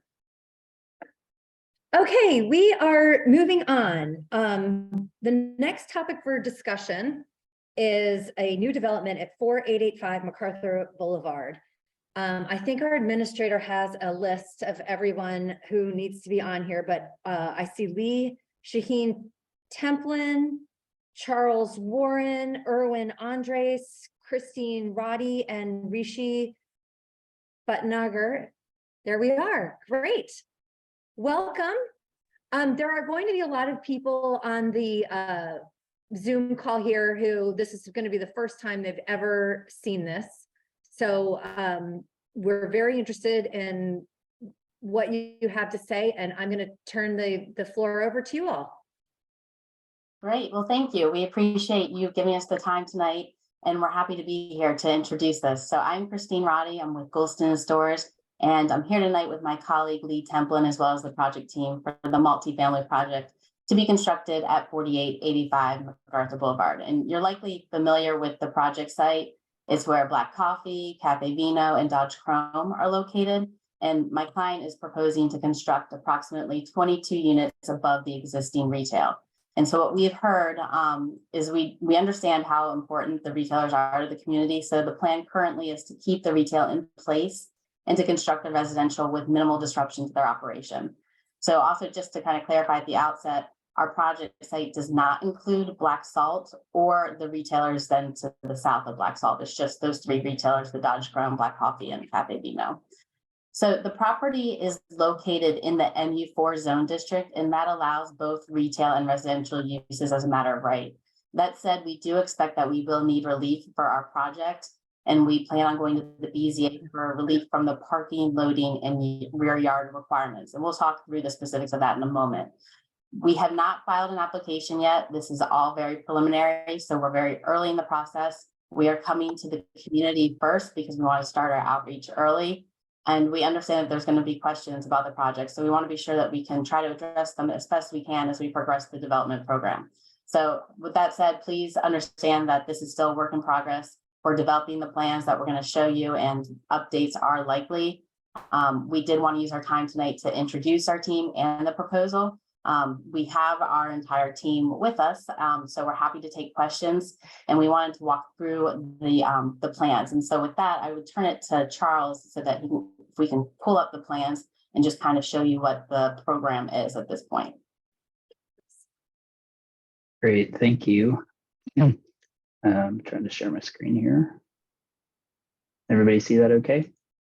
Hopefully. When we go next time, we should have like multiple screens if we can. I agree. This is fine. I mean, I can see.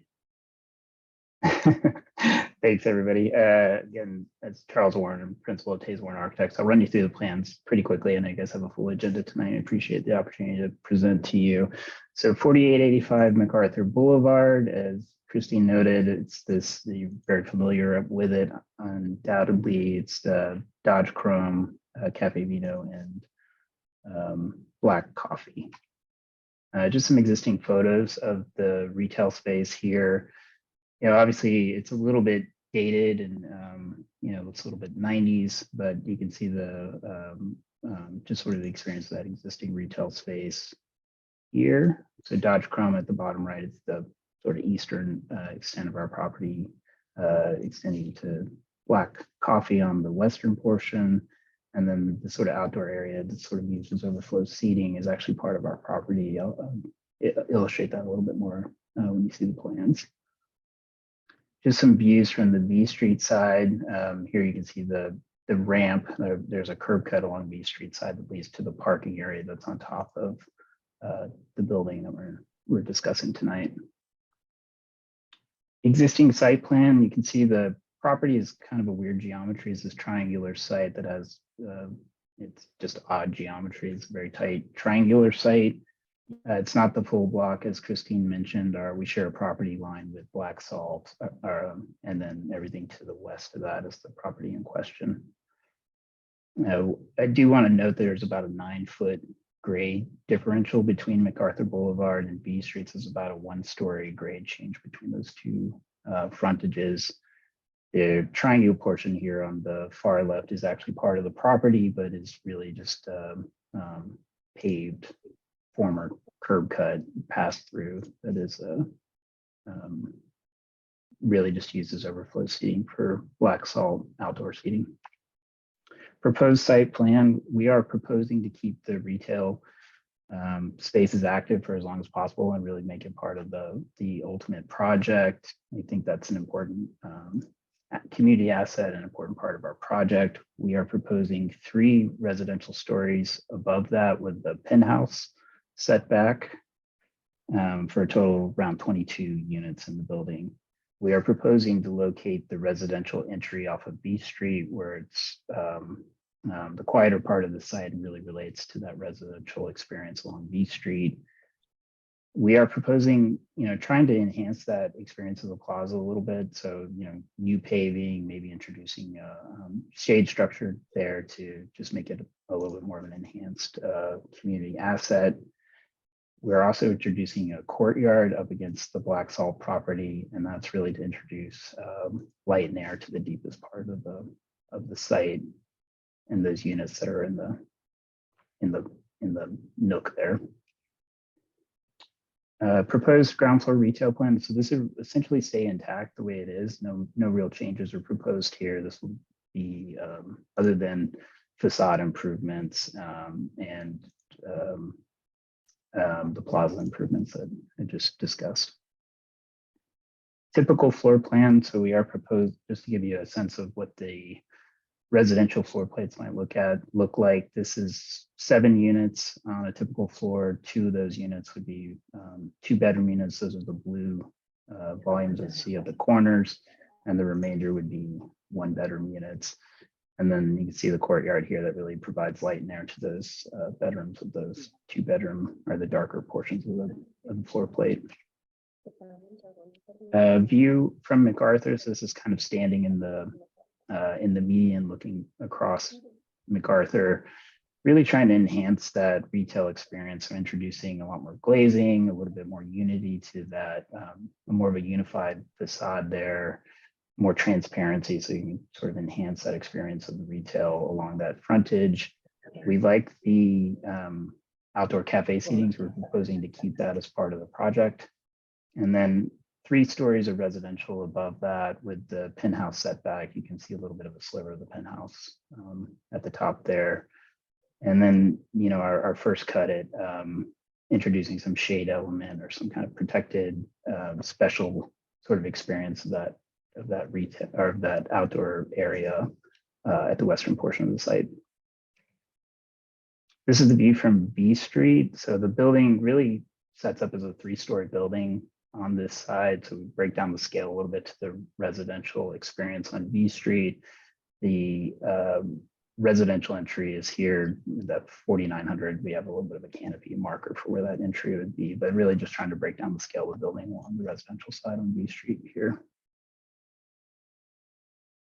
Just a close-up view of that plaza element with the shade structure and creating really some corner retail here, so you can sort of experience the retail from the western portions of MacArthur Boulevard, sort of draws you into that retail experience. And I think that's kind of lacking right now on the property, so really enhancing that corner experience of the retail. And this is a view of the building as if you're kind of in the crosswalk at B Street. Just to give you a sense of the scale and the height of the building and that sort of idea of that retail experience along MacArthur Boulevard. And the view of the sort of intersection of Black Salt on the right side here, just to give you a close-up view of what that might look like if you're standing in the median, jaywalking across the street. And then this is just an aerial photo of what the building is starting to mass out like and what it looks like in the streetscape. As Christy mentioned, we are looking for relief on parking and loading in particular. And I think just kind of given the geometry of the site, the triangular site, the pretty big grade change, so the pretty significant topography change. And the lack of curb cuts and alley access, we're just having just isn't really possible to bring those utilities on the site or the parking on the site. We did hear from the SMD and the chair that might be an issue, and we're currently exploring some options for off-site parking. But with that, I'll conclude my presentation and send it back over to Christine to give a summary of where we are in the next steps. Sure, thank you. So as Charles was saying, we did meet with the SMD and chair, and they did tell us in no uncertain terms that we needed to come up with a parking plan. So if we had any hope of getting support from the ANC. So we are working on that. We will keep you updating that. We have been in touch with the parking operator in the area. And our hope is to meet the parking demand and requirement offsite, but we'll keep you updated on our progress. With respect to loading, we anticipate having a loading zone where it currently is informally occurring on B Street. It would not take up any of the street side parking. In fact, because there would be a closure of the curb cut on B where there is a curb cut now, we would actually be adding some parking, street side parking to B Street. So we understand that there are going to be questions, and as I said, this is a bit preliminary, so we'll answer them as best we can where we are. You can rest assured that we will be back. We are looking for a vote tonight. This is just an informational meeting, so we look forward to your feedback. Thank you. Great, thank you very much. Can people hear us? Can I ask Yeah. Bradley, are we on? Can people hear us? Yes, okay. Commissioner Horn, did you want to kick us off? Yeah, so we're going to lose the parking spaces that are currently on top of the building. How many spaces is that? I believe it's 15 spaces. Is that right, Charles? Yeah, I think it's about 15. And right now, isn't there Black Salt have their garbage right next to where you're going to have your front door? The Black Salt garbage is currently located, yes, on V Street, and so we are, yes, and so we are working through that. That is one of the things that is has been highlighted to us. So that is something that we obviously would be concerned about, as you mentioned, with the front door lobby right there, that we would want to address that. So we are working on that. Okay, well, I mean, I would think that you'd need to work with that with the Black Salt management, but of course. Okay. Yeah, that might be the trash for all the restaurants, actually. They might all use that area. I'm not 100% sure on that. Do any of the other commissioners have questions? I know that we'll talk more about it in the future, but I'm very concerned about parking. Parking is very difficult when you're visiting the retail in that area today. And that is with the employees and perhaps some customers taking advantage of the rooftop parking. So if you take away existing parking and introduce, call it 20 new cars to the mix. If there are 20 apartments, that's potentially, 20 couples, singles, as we heard earlier this evening, the Palisades is not known for our public transportation. So I'll just leave it at that. I think parking is a major concern of mine. Do you have a question? I do, Commissioner and it's funny because these are all Commissioner Simkowitz questions that have already been asked. I'm having other people ask my questions for me, but maybe I slipped something in the Diet Cokes. But in any event, is there a formula that architects have for how many parking spaces are required for a specific number of units? And then the same question for the businesses that are that size? Sure, I can answer that question. Good evening. My name is Erwin Andrus. I'm with Rose Slate Associates. So the zoning code relative to the residential component, we're providing 22 units. The code essentially says you take credit for the first 4 units, and then it's 1 per 3. So when you do the math, the residential component requires 6. The existing retail component that we're maintaining will require 5. And again, those we can get you the code calculations. So in essence, the total requirement for the project we've calculated to be 11 parking spaces, understanding that there are some existing spaces that we're displacing.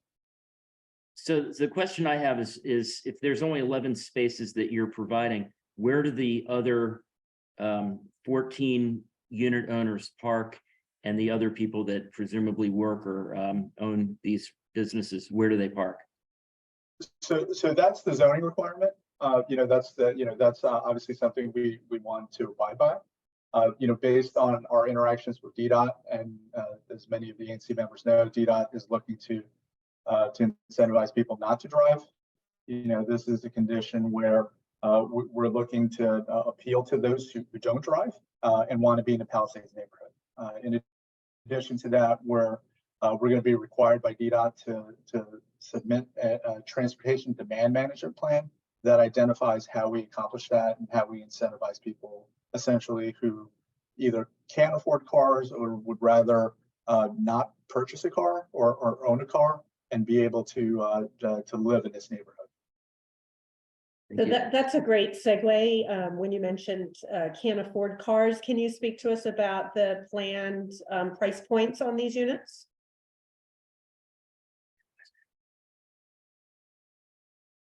So I think it's a bit early to have price points on the units. They will be market rate units. There will obviously be an affordable component that complies with the inclusionary zoning requirements. That looks to be roughly, I think 3 units would be affordable as it currently stands. And can you just reiterate, you may have said this through your drawings, but how many will be 1 bedroom and how many will be 2 bedrooms? And is that where it stops, or are there 3 bedroom units or studio units as well? I'll let Charles answer. There's 7 2-bedroom units, and the remainder would be 1 bedroom units. So 15 1 bedroom and 7 2 bedroom. Correct. Okay, thank you. As the plans stand now. And these will be rentals or condos? I believe they're rentals. Rentals. I would like to make a comment about the parking and the BZA. The city is moving away from mandatory minimums and doing sort of mandatory maximums. So there would be no relief needed in terms of parking if they provided 11 spaces. And I can say from being at the BZA hearing when the next door site went off and we had negotiated with the developer there for a certain amount of parking, the BZA was ready to take it all away. So I think we need to be mindful of where the city is going on this, and this ANC will continue to push for better public transportation, in our area. We have a number of people. And can I add one thing as well? And Charles may have mentioned this, but if we were to provide on-site parking, we essentially have to destroy the building completely and rebuild everything. But the way the plans have been designed, I know it's very preliminary, but the plans have been designed such that we can actually frame right above the existing retail, which would result in minimal disruption to them. And we know that's very important to the community as well as to those tenants. It's very hard as a tenant to be shut down for 2 years or a year or 6 months even and expect that your business would still be intact. The design that we have kind of created, which is why we need the parking relief, is such that it would actually allow us to most likely, I mean, I'm not a structural engineer, but from talking to the contractors, the disruption would be very minimal in a matter of a few weeks at max. So that's very important, I think, for the existing tenants as well. Commissioner Elkins would like to ask a question. Thank you. You may have answered this, but I agree with Chair Duncan that in fact this is the parking. This is how the city is moving. But recognizing that if I understand, there are 19 people who park now on the site. Are you able to provide us information about who those, not the names of those people, but why are those people parking on the site now? Are they associated with the businesses? Are they workers there? Are they customers? Or I assume not. But so that, because I think as a neighborhood, we need to look at the overall impact and understand it, even if the city says, well, you only need 11 spaces, that may not be how the neighborhood understands it, because there are 19 people who are parking there now. So information along that line in some manner which would protect everybody's privacy would be helpful. Thank you for that comment, Commissioner Elkins. We have not done any significant research at this point, so we're going to have to do. DDOT's going to require us to do parking counts, and so as part of that, we will get an understanding of who currently uses the spaces. And that's I think it's the absolutely employees of the current businesses. I don't think there's any secret there that the tenants and their staff are the ones who park there now. It'll be good for us to understand which employees are necessarily parking there. Whether they're employees that are offsite or employees as part of our building. We as a development team would want to know that. Would want to know what that breakup is. Well, I guess I was thinking it might be additional businesses, not just the ones that are located in your property, but maybe the ones next door. So that would be helpful to know. I'm going to open this up to the community right now for their comments, but any commissioner who has something they want to add. First up is Miss Lisa DeBow. Hello. Hi, everyone. Thank you so much to all of the architects and developers that are on the call to share with us this plan. My family and I live right down the street, and we live right across the street from the new Balfour Trammell Crow site. And a couple of questions that I have for you tonight. One, of course, is about the parking, but that I'm going to save that one as my second question. You had mentioned minimal disruption to the tenants. Can you talk a little bit further about the current terms of their leases, when those are up? And I heard someone comment that there would be minimal disruption, that they might need to be closed for some period of time. So I'd like to understand a little bit more about that. And, obviously I'm assuming that the tenants have all had this presentation as well, and would just like to understand a little bit more about the terms of those leases and where things stand.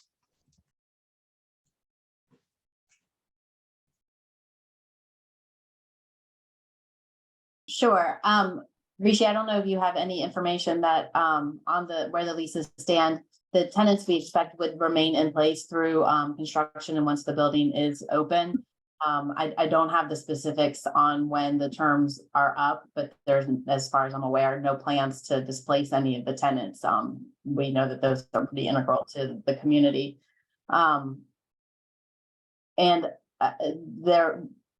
Our understanding now is that the construction that's being proposed is that there would be some interruption for a period. And I think as Rishi said, it would be roughly, as we're anticipating it now, 4 weeks, 4 to 6 weeks. And we'd hope to keep it to that length. As we get into this and we kind of look at what the structural requirements are, that may shift a little bit. So it's just a little bit too early for us to say, but that's what the intent is at this point. We know that it's going to be important that we minimize it, because the longer that closure extends, the more at risk we put those businesses.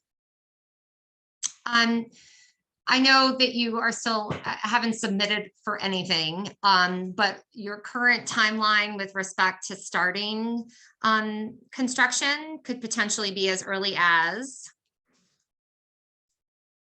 I think we were looking at maybe May of 2025, depending on, it's very preliminary.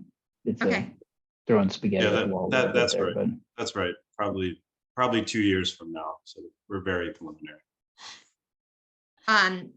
Everyone here in this neighborhood is very sensitive to construction. Obviously, we have a huge construction project going on now. And so we've all learned a lot from that. And I think that we'll be very ready to have those conversations with respect to construction. Parking is a huge concern, not only for when you have tenants occupying the new units, but also during construction. It's been a huge impact to both business operations here as well as residential and general commercial patron parking. If your address is on V Street, then all of your tenants would be able to apply for a residential parking permit. Is that accurate? Mr. Bow, again, this is Erwin Andrews. So we checked the DDOT RPP maps, and actually, even if our address was on MacArthur, the site would be eligible for RPP as well. So both MacArthur and V Street, even though there aren't any residents on our block on MacArthur, the DDOT maps show that that they would be eligible. Thank you, And Erwin. so- I was, I know MacArthar is also the same. Question is, I asked a question I knew the answer to. okay. So moving forward, we will, as part of this overall plan to mitigate the impacts of both the parking and the loading relief that we're seeking, we are looking at potential RPP considerations associated with the site. Okay. Can you expand on that a little bit more? What does that statement mean? You're looking at RPP considerations? Well, in certain instances, there's the potential to restrict properties or projects from RPP, and there's different mechanisms to do that. And so we're gonna see what might be appropriate for this location. So I just want to make sure I'm understanding what you said, which is there's a potential that you would apply such that residents of this building would not be eligible for RPP. Yes, so the way that it's been historically been accomplished is that there's an there's RPP restriction language in the lease, and some follow-up and some reporting requirements associated with that, and we've done that in other ANCs throughout the district. The other alternative is to actually see if we can actually physically change the RPP map that DDOT and DMV go by. But those are that would have to come through us as well. I don't know that I wouldn't vote for that. I wouldn't. Vote So for that. would you agree? It is part of the zoning relief that you're seeking is that no one who is living in your building can seek RPP approval. Would you agree to put that in your zoning approval? So again, this is where this is our first meeting. I haven't done any studies yet. The question was raised about the issues related to RPP. We're going to explore all of the options to see what we can do to address any potential parking spillover associated with our development into the community. And as I mentioned, there are different ways that we can do that. Rishi would need to actually consult with some of the other owners on the block. Unfortunately, we can't do anything for the entire block unless we have some sort of consensus with some of the other property owners on the block. So, well, I'm talking about your specific building, and there's no potential. It's going to be actual parking problems in the neighborhood. It's not a potential. It's going to happen 100%. But considering that, will you agree to put in your zoning ordinance language that no one in this building who's somebody that leases one of these can apply for an RPP permit? So again, at this point, we're exploring different options to have. Well, that's not an option. That's something that you could put in unilaterally. You don't have to go to anybody else to do that. I would also like to just point out to Commissioner Simkowitz, I also feel like these people who sign these leases are going to be our neighbors. The neighbors that are currently there aren't going to want these people as their neighbors if they bring their cars and have their parking in their neighborhood. I see that it's a fine line, but I'm sure this topic will come up again. Well, I can tell you that I'm not going to approve this unless this parking situation is brought to us successfully where the neighbors are going to be happy. The current neighbors, not the future neighbors. Lisa, did you have other comments? Yeah, no, my last comment was really just about, I do want to find out about the pricing levels for sure. And then, just to sort of share as a comment moving forward, that obviously this particular area, with the construction, major construction that's going on across the street, we certainly have a lot of, I'll say opinions, but I think that we have been very forthright in our kind of relationships building, and that we want to be good neighbors. And, we just want to make sure that the development is a smart development, and doesn't make not only the community less livable, but ultimately our businesses less successful. Because if parking is really an issue in our neighborhood, our businesses will suffer, and then, our neighborhood becomes less attractive. So, so we look forward to working with you, and I look forward to hearing more. Thanks for the time. Okay, thank you everyone who's been waiting patiently. Up next, Monica Morin. Good evening. I'm really excited about this building. This is going to be more neighbors and more customers for the local businesses. Local businesses really struggle when they don't have customers in walking distance, I find, and this is right across from a library, and it's walking distance to the Fletcher's Cove Boathouse. If we restrict access to REPP for this building or whatever, that's fine. But we should also really be thinking about the RPP costs. Like, the actual cost of a street parking spot is closer to $1,500 a year than whatever DC is currently charging. Geometry hates cars. We can have housing for people and neighbors, or storage for internal combustion engines. And, I, don't mind construction. I'm the daughter of a man who used to build houses. Construction means economic activity, neighbors, and more customers for the local businesses. And I'm really excited about this. Thank you.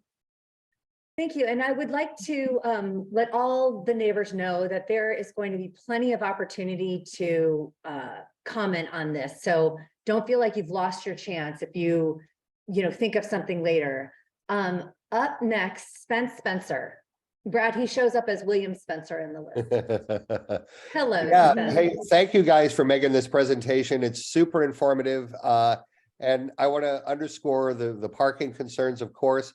One question, when you talked about off-site parking options, would like to find out what you really think about that, or what the real options might be on that. But more importantly, I think this goes to Charles. What sort of materials are you using? It looks like a lot of glass, and it's sort of a unitary glass sort of box. And I wanted to see what materials you guys plan to use, how you maybe break it up or something, so it's not just a large triangle. I wanted to ask that question just about the pure aesthetics of it, so that way you can look and blend more into the funky quality of MacArthur Boulevard. And Yeah, I before you appreciate that. answer that, I'm going to Commissioner's prerogative here. I also wanted to add about, like, how are you thinking about balconies?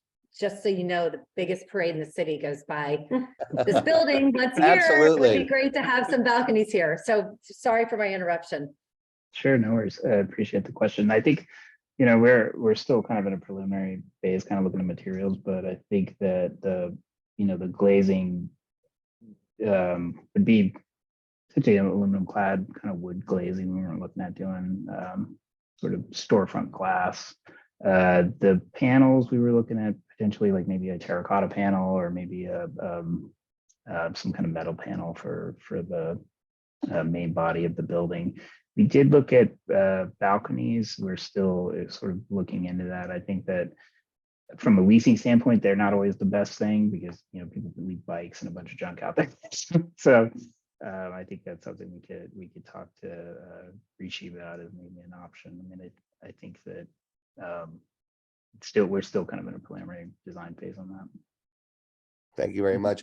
If I could just finally just say, I really appreciate Lisa's question about the lease terms of the current tenants as well, and trying to make sure that they're there for the duration as well. Thanks a lot. And by the way, hi, Erwin. Hi, Mr. Spencer. I also did want to answer your question relative to the offsite parking. Yeah, thanks. We haven't had any discussions, formal discussions with the operator. And the last thing I want is for that operator to all of a sudden be on the spot. Even though we haven't spoken to that operator. So unfortunately, we can't disclose who, what facilities we're looking at yet. It's fine. Thank you. People here, I just want to throw in another comment. People here love their bikes. So if there was a bike on a balcony, I'm not sure that would be like the end of the world. All right, up next is Nick Keenan. Thank you. I just want to echo your comments, Commissioner Duncan, about how the people who live here will be our future neighbors and that we should think of them that way. And that to encourage everybody to make this project happen, that our neighborhood needs more housing, the city needs more housing. And this is an exciting opportunity to change our neighborhood for the better. And I just wanted to say that. Thank you. The next up is Mr. Paul Donvito. Yeah, hopefully you can hear me. I just want to also second the last two commenters and just say that I think this is the first time I've heard of this project. I didn't tune in tonight for this reason, but I'm very supportive of appropriately placed housing. For those of you who don't know me, I'm very involved in historic preservation, and you would think I would be wanting to preserve things that are existent. That's not always the case. A lot of what preservation is about is really about building is appropriate construction and appropriately designing a city. And MacArthur Boulevard is the appropriate place for expansion, is the appropriate place for larger buildings. The businesses there, I've been here 20 years, the businesses there do well, but sometimes they do struggle. There is a lack of a customer base. So anything that brings in more customer bases to places like Black's Coffee, some of the restaurants on the, there's 3 restaurants on the opposite side of MacArthur Boulevard. So while I can certainly quibble, I could quibble with, I agree with Spence, looks to me like there's too much glass. I know the design is very early. I'd certainly like to see, some sympathy to the existing architecture. But that said, I think the overall concept here and the concept of expanding housing and middle-class housing in, along, and apartment style housing along MacArthur Boulevard is very appropriate. And interestingly, it truly follows what are referred to as preservation principles, even though it's a new building. Thanks so much. Thank you, Mr. Donvito. I learned something today. Thank you for those comments. That is all where we are. I'm trying to look in the chat here. There is some comments here about bike parking, and I know that we mentioned that, but you all had talked about, advocating for some infrastructure there associated with the building for bikes. We will be providing bike parking for both the retail and the residential portions of the building, inside the building.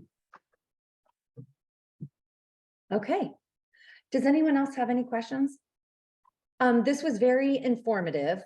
Do you have any idea when your BZA hearing is? Because we will be, disseminating this information out to the community. I'm sure that it's going to be written about in some of the local publications. What is your timeline for us to, give our stamp on this project? Right. So we haven't filed yet, and we expect that we'll probably file within by the end of the month is our hope.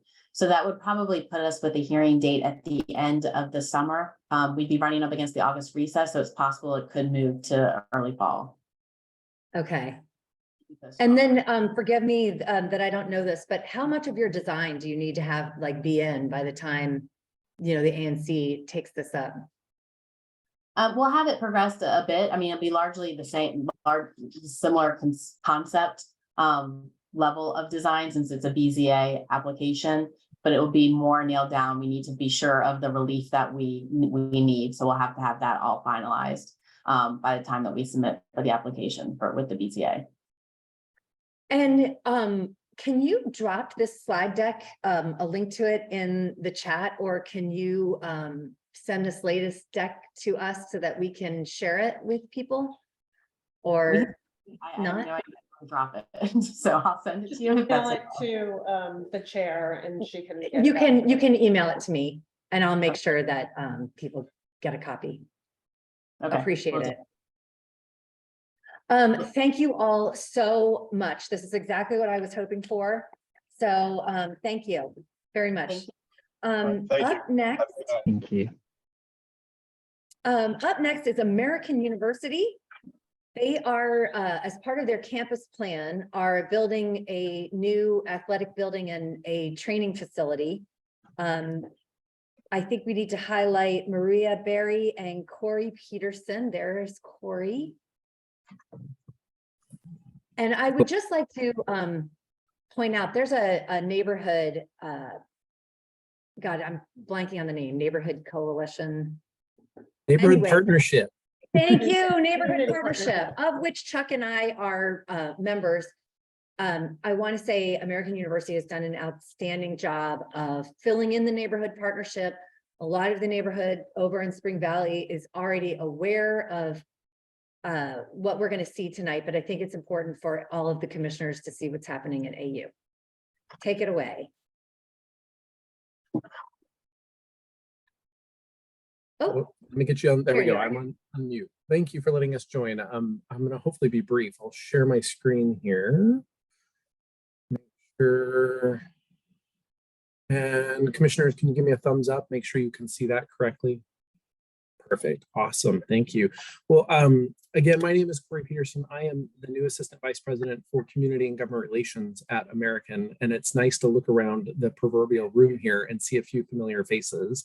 I am joined online with Maria Berry, a longtime Director of Community Relations, and one of our consultants, Sherry Rutherford, who's worked with AU for a number of years now. I want to recognize Commissioners Duncan and Elkins for your work as members on the partnership, and thank you for that. I also want to recognize our co-chair of our steering committee, William Clarkson, who's also here, and I appreciate you being here tonight. We do have an info forum if you hear nothing else, because we're going to go quick. There's an info forum tomorrow night, 6 p.m. at Constitution Hall, and it will go into a whole lot more detail than what I'll probably cover tonight. So the two buildings that we're talking about occupy sites 3 and 5 in AU's campus plan and are part of the Student Thriving Complex. This is the graphic that sort of outlines the two buildings that are here that we're working on. It's on the western part of campus, adjacent to University Avenue. And it's important to note that the current design is actually smaller than what was approved in the campus plan. Both buildings will be approximately 9 feet shorter and roughly 28 to 29 feet shorter in length. This is an important slide. We've shown this a few times before. I'm relatively new. I think this is week 4 for me. So as I have jumped in, this slide has been used a lot by the design team as they've been keeping these questions in mind as it relates to managing and mitigating impacts to the community and also creating a building that our students will be excited about and will, attract our world-class athletes that we hope to attract. We've also gotten a lot of great community input through our first information forum, through our CLC meeting, and as the commissioners mentioned, our neighborhood partnership already, and we have our next info forum tomorrow night. We've also produced an FAQ document that relates to all of these questions that you can see online right now, and that has been posted. So we've already started to flush out some of these questions, and I'll drop those links in the chat here in just a second as I go along. There's also an online community portal in case folks want to ask questions or can't make it to an info forum. We do have that ability to do that online. For this slide, this is just a closer look at the site. So you can see it's on the backside of Bender Arena. The Sports Center Annex will include our Center for Wellbeing Programs and Psychological Services, as well as our Student Health Center. And the Meltzer Center will include a state-of-the-art competition practice and training facility. And this will primarily be used for volleyball and wrestling. Strength and conditioning, sports medicine, and locker rooms will also be included. And then on the backside here, you'll notice the health and wellness court. This is a small turfed area that will be part of the programming efforts for the buildings. And to give concept to how big or small that is, that turfed area is roughly 20% the size of a typical soccer field. So it's small. It's not very big. Moving on. This give you a couple of quick renderings so you can see what we're looking at right now. This is the initial concept rendering. It may be updated, but this is if you were standing on Reeves Field, the soccer field, looking over at it. You'll notice you can see Bender here, Scan, Meltzer, and then over here it would be that health and wellness court. This is another draft rendering. This is looking from the property line over near University Avenue would be to your back and looking in, and you can see the health and wellness court as well as Meltzer here, and then deep in you can see Bender Arena further down the line. We've been engaged a lot. As I mentioned before, I'm new to AU, but not new to working on campus plans. But AU's been engaged in this since December, if not before. And a lot of this has been through our partnership and through our information forums. We've posted the information forum slide deck from the first one already online. We've also posted the information from the CLC meeting, which included another slide deck related to the Meltzer and Scan buildings. That has also been posted online. And then again, tomorrow is our second information forum. Ultimately, our goal is to get to consensus with our neighborhood partnership and to file our further processing application in early April. And then my last slide, keeping it brief again, lots of lots of resources out there. I'll drop these in the link here in just a minute once I go off screen. But there is a lot on our campus plan site, as well as where you can find the community comment portal. Our newsletter, if you didn't receive it, went out today. It's got a lot of good information in there related to this, but it also has some good information about events we've got coming up, including our Moonlight Tour next Monday. So if you're interested in coming to the Arboretum and taking a guided walk at night, please, it's at 6 o'clock, so it's not too late, but please RSVP. We'd love to have you. And that, hopefully Commissioner Duncan, was a quick enough overview. That was perfect. Thank you. You're welcome. I think that this has been presented to the community who is most concerned. So I'm not seeing any questions in the chat. Do any of the commissioners have any questions? Nick Keenan. Thank you, Commissioner Duncan. Question I have tangentially, but it is related to the issue of athletic facilities. There is a new high school opening on MacArthur Boulevard in August. And that high school has an athletic field, but it is not large enough for games. And they are looking for a field to play approximately 5 home games a year for soccer. I'm wondering if there was any possibility that they could rent one of the AU soccer fields, starting next fall. Nick, that's a great question that I actually was not prepared for tonight, so I'm not entirely sure. I will have to get back to you on that, if that's okay. I saw you pull out your pen, so that's a good I know, sign. I was like, I'm gonna if you could get back through Commissioner Duncan, she knows how to reach me. Perfect. Great question. Thank you. And I would like to introduce William Clarkson. He is actually chair of the Neighborhood Partnership Steering Committee, co-chair, sorry, and is just a great steward for the neighborhood. William, welcome. Yeah, thank you. Thanks, Corey, for your presentation. And I would urge everyone to check out the larger slide deck. It's about 72 slides. It's I believe up on the website. I don't know, Corey, if you could drop the link in, but I think AU deserves to be commended for the level of detail and transparency they've provided in the process so far with this project, and not just addressing concerns as they come up from the community, but also anticipating the concerns that would be raised from prior development cases before the Zoning Commission, and really digging into the weeds. In this case, it's with, there were questions and potential concerns about sound, noise, light impacts from the proposed athletic Meltzer Center. And I think those have been addressed in full in the latest presentation, which includes a very detailed study on light pollution and noise pollution issues. And so I just want to commend AU for that. I also want to commend AU for, for looking at how this project, this building can be of benefit to the community and neighbors. And as Corey noted in the slides, there's a sort of a turf area or a field or a court, as it's called, that AU's committed to give community access to. I know my 7 and 9-year-old would be thrilled to throw the football, kick the soccer ball around. I think that'll be a great resource for the community. And I think it gets to what Nick Keenan was saying about how, AU is looking for ways and should be looking for more ways to partner on positive things, whether you call it a community amenity or a partnership with one of the local public schools.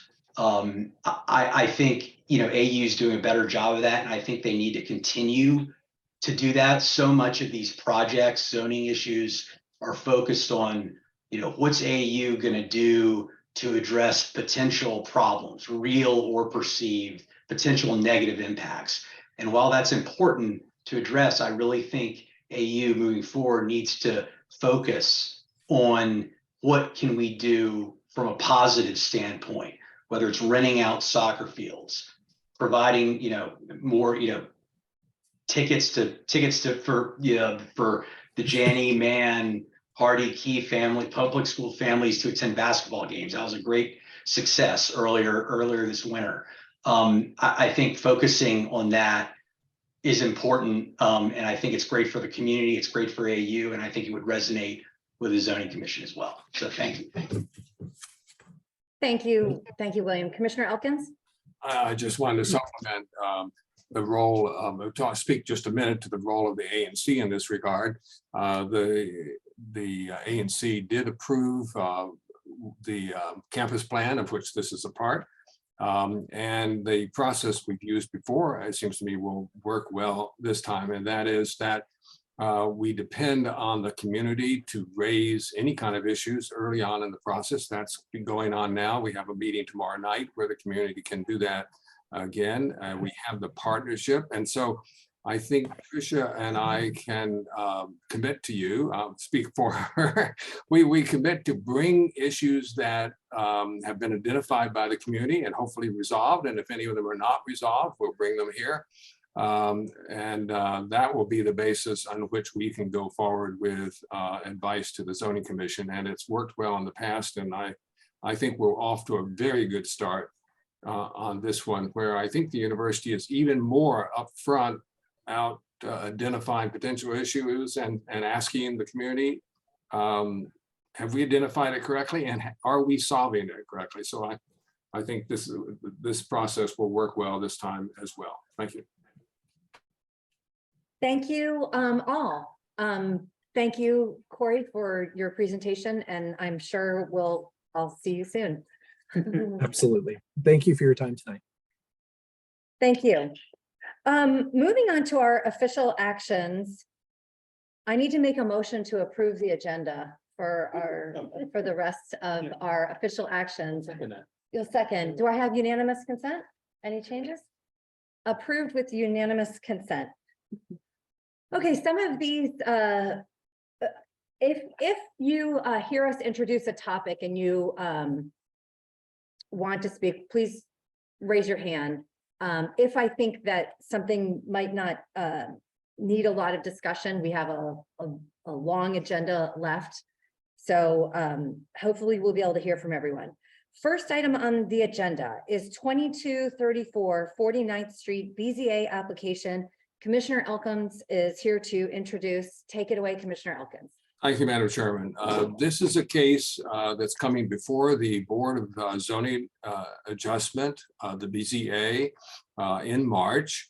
It involves one of the constituents in my single member district who has built a swimming pool under a former permit that he had from what used to be called DCRA, and is now wanting to build a pavilion, a small pavilion over one side of the pool. And in order to do that, because of the way the zoning rules work, that would add to the lot occupancy. And so in order to do that, and then it would exceed the 40% limit on this property. And so he needs to ask for a special exception, and that is what the Board of Zoning Adjustment does.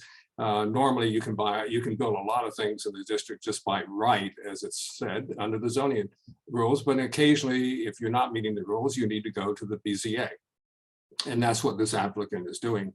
The reason this is a little bit more complex for tonight is that this property, of course, backs up to a number of neighbors. And one of the neighbors, Alma Gates, has raised a number of issues that relate to this property, including, and I'll let her speak to this in just a minute, but just to summarize, to give you a sense of whether the lot occupancy has been calculated correctly and the swimming pool, which is there, has been accurately counted in that regard.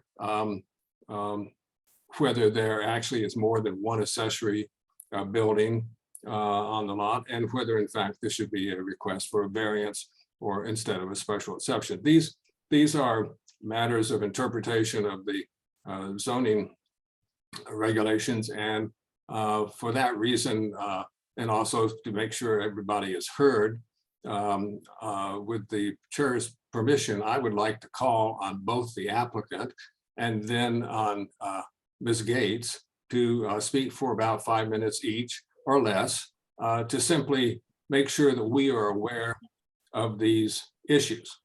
Now, what I have done as the commissioner, and I spent a lot of time on this, finally came to the point of proposing a letter, which I will be presenting to the commission afterwards, which addresses, in my view, both the concerns of the applicant and the concern of Ms. Gates. But that is a judgment which we can come to once you understand more fully what these issues are. And so, Madam Chair, with your permission, could we call on the applicant, or I'm not sure who will be speaking for the applicant, either the applicant or Mr. Sullivan. If the applicant or a representative is here, please raise your hand so we can easily call you into the meeting. Oh, Mr. Marty Sullivan. Yes, hi, thank you, Marty Sullivan, zoning counsel for the Janetskis. I was looking for I can never find how to raise a hand on these. They changed so it. I was actually raising a hand. Hope that works. And then Christian Janetsky is here and as well. I have a really short PowerPoint that I think will facilitate a quicker presentation if I could share my screen. Brad, is he able to share his screen? Go ahead and try. Yeah, whenever you're ready, Mr. Sullivan. Thank you. Okay, so this is 2234 49th Street Northwest. Application 20843. It's coming forward, I think March 22nd is the hearing. Proposing to construct a pavilion adjacent to the pool. And the proposal is going to increase lot occupancy to 43.4%, which is 3.4% over the maximum permitted 40%. Also, there's a provision in the zoning regulations that says you can't have an accessory structure within a required rear yard. And the required rear yard is the first, for this zone, it's the first 25 feet back from the rear of the house. And because the rear yard's not that big to begin with, this will be in the required rear yard. So we need relief from that provision as well. Both of those are special exceptions, and they're both considered under the same conditions, the same special exception conditions. So here's the Janetsky's property, and you'll see a plat following this, but it's in this corner of the property. Adjacent property owner here is in support, and they filed a letter with the BZA. This owner here, who's closest to the pavilion, is also in support. They haven't filed a letter to the BZA, but Christian has spoken to both of them. And then Alma and Harry Gates live here on this property. So the rear of the side of their property abuts the rear of the Janetsky's property. And here you see an overhead view. So the pavilion would be in this area here. North neighbor, south neighbor, and Harry and Alma's house here. Here's a plat. So on the plat, this shows you where the and I think I have the full plat here, but I wanted to zoom in a little bit, and that's why I have this first. So the pavilion will be in this area. And you're looking at this is the patio here, the sunken patio, which will be underneath the pavilion. So it's covering space that's already impervious. You'd be facing the patio right here. And here's a side elevation of the patio. It's 10 foot, 2 3/8 inches here in this area. And that's from where it's sunken down in. So it's a little shorter than that actually.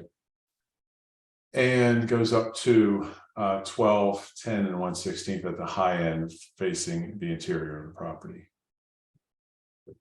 And there's a front elevation sort of that patio. The requirement under which the BZA is going to consider this, there's the general requirements, of course, that it's in harmony with the purpose and intent of the regs and won't tend to affect adversely the use of neighboring properties. When a special exception meets the specific criteria, which I'll talk about on the next slide, it's deemed to be in harmony with the purpose and intent of the regs. Also, it's just a pavilion. And the patio is partially sunken. So it's a little 2 to 3 feet shorter, so it's not that high. And it is from the map, it's here on the south edge of the property. So any shadow would be going to the north or a little bit to the west. And, you know, it won't be that much because it's not that high and it's not that large of a structure. So the specific criteria are that light and air available to neighboring properties is not unduly affected. And privacy of use enjoyment is not unduly compromised. And the addition does not substantially visually intrude on character, scale, and pattern of houses on the street. We think we safely meet all three of these criteria. And I'll respond quickly to Commissioner Elkins mentioned having multiple accessory buildings. There's actually no provision in the zoning regulations which limits the number of accessory structures that you can have on a property. And in fact, there's several sections of the regulations which support that. Specifically building area. Building area is the numerator in the lot occupancy number. The definition of that says it shall be the maximum horizontal projected area of a principal building and its accessory buildings. So it's a plural. So you can have multiple accessory buildings. The reason why it's a special exception and not a variance is because this is covered as a yard. The restriction against having an accessory building in a required rear yard is a rear yard provision for accessory buildings. And that's specifically included in special exception relief. And actually we have applied for and had approved numerous applications for this relief, all as special exceptions. Regarding, well, Commissioner, I think I may want to respond, but I don't want to respond to things that haven't been said yet. So I'll leave it at that. So and yeah, why don't you yield back, and there'll be a discussion, I'm sure. Well, this will not be the last time you'll have an opportunity to say something. Thank you. All right, let's call Miss Alma Gates.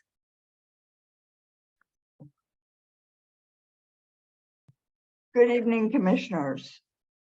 The documentation provided to you last night represents my best efforts to point out the shortcomings in the 2234's special exception application. Because the structure is not allowed in a required rear yard, I feel strongly that a variance is the proper zoning relief the applicant should request. Something normally not allowed, but may be granted through a special exception filing, such as an increased percentage of lot occupancy, is a directive. Apply for a special exception. So too is subtitle D, section 5004.1, clearly directive when it states a structure is not allowed in a required rear yard in an R1B zone district, where a rear yard of 25 feet is required. The regulation does not say may be granted by a special exception. It says a structure is not allowed. The definitions sent earlier were meant to clarify some of the terminology and were hopefully helpful. Turning to lot occupancy, a swimming pool that is in ground is not counted in lot occupancy because it is open to the sky. However, the area of the pool that is out of the ground does contribute to lot occupancy. The rear of the swimming pool is not in ground, and this is the Janetsky pool, nor are areas of the sides.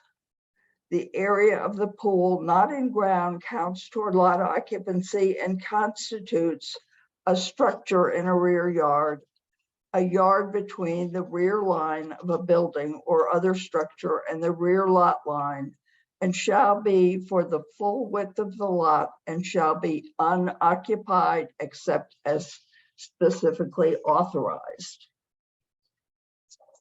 Lot coverage. That area of the lot covered with impervious surface is limited to 50% in the R1B district. It appears 2234 49th Street exceeds lot coverage given the amount of impervious surface on the lot. This is important because impervious surfaces do not allow water to seep into the ground where it is absorbed. Instead, it runs into neighboring properties. While the plat was signed off on by the DC surveyor, it is assumed by the surveyor to be complete and correct. A close look does not reflect the exterior cellar area, which is a structure, the top of which is the patio area closest to the house. It is from the farthest forward wall of the cellar that the rear yard should be measured because it is the rear line of the building and the rear lot line. It is my sense that this application needs more work before it is ready for a hearing before the Board of Zoning Adjustment.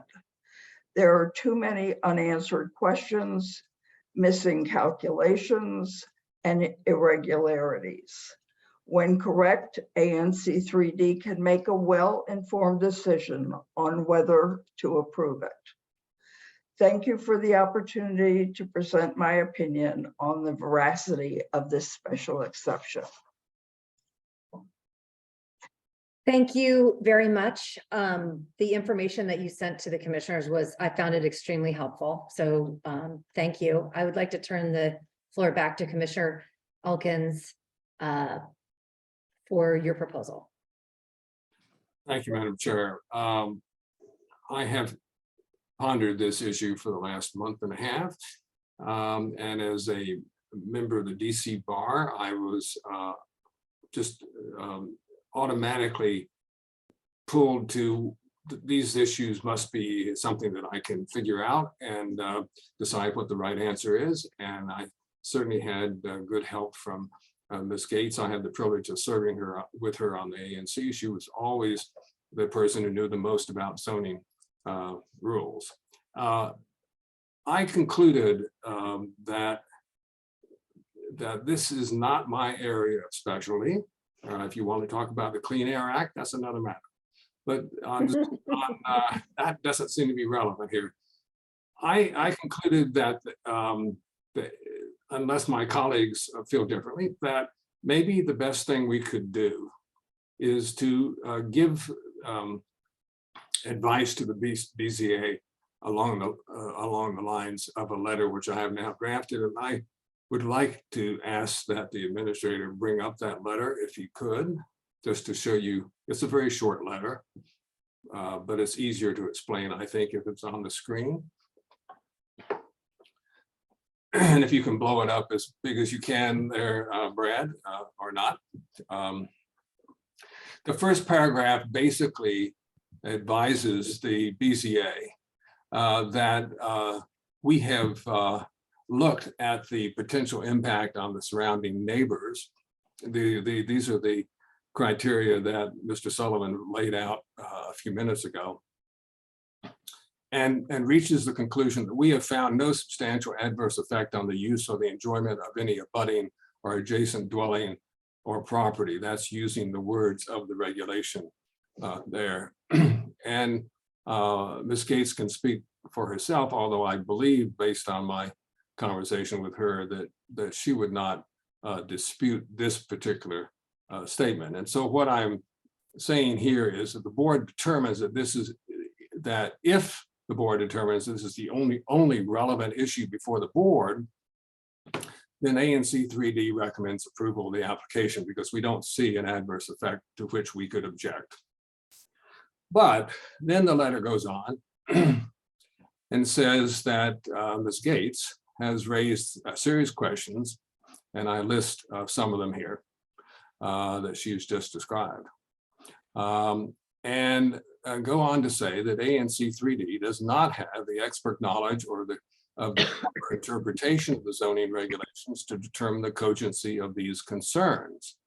However, we believe these are serious matters which the Board of Zoning Adjustment could examine in the hearing scheduled for this application. And I would say parentheses, because the Board of Zoning Adjustment is expert in the zoning regulations in ways that we are not.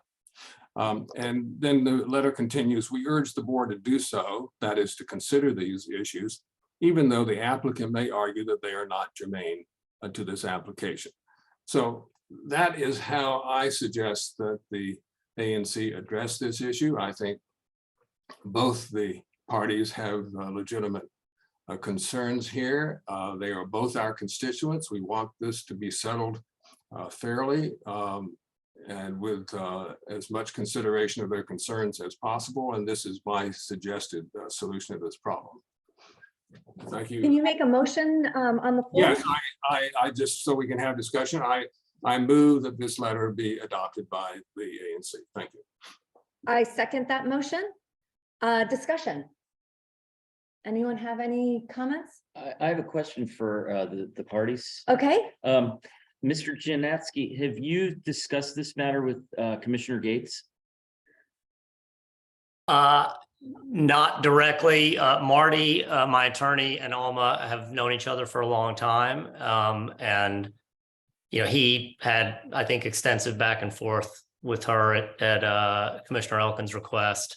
I have certainly spent a lot of time and conversation with Ms. Gates' husband. Harry, from at the outset of our project, our contractor sat down and went through all the plans with them and asked for input and feedback.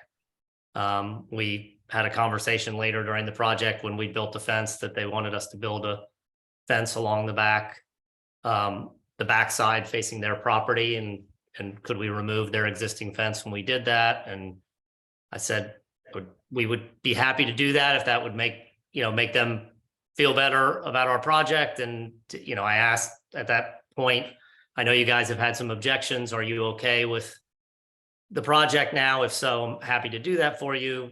Mr. Gates said, yes, we're good. So we built the fence and painted it and planted a tree in their yard in a spot where Harry wanted it. So I've certainly had lots of conversations along the way, but on this specific relief, I'm not an expert on zoning law, and so I'm certainly relying on my counsel and as I've done from the outset of the project. So I have not had direct conversations with her now.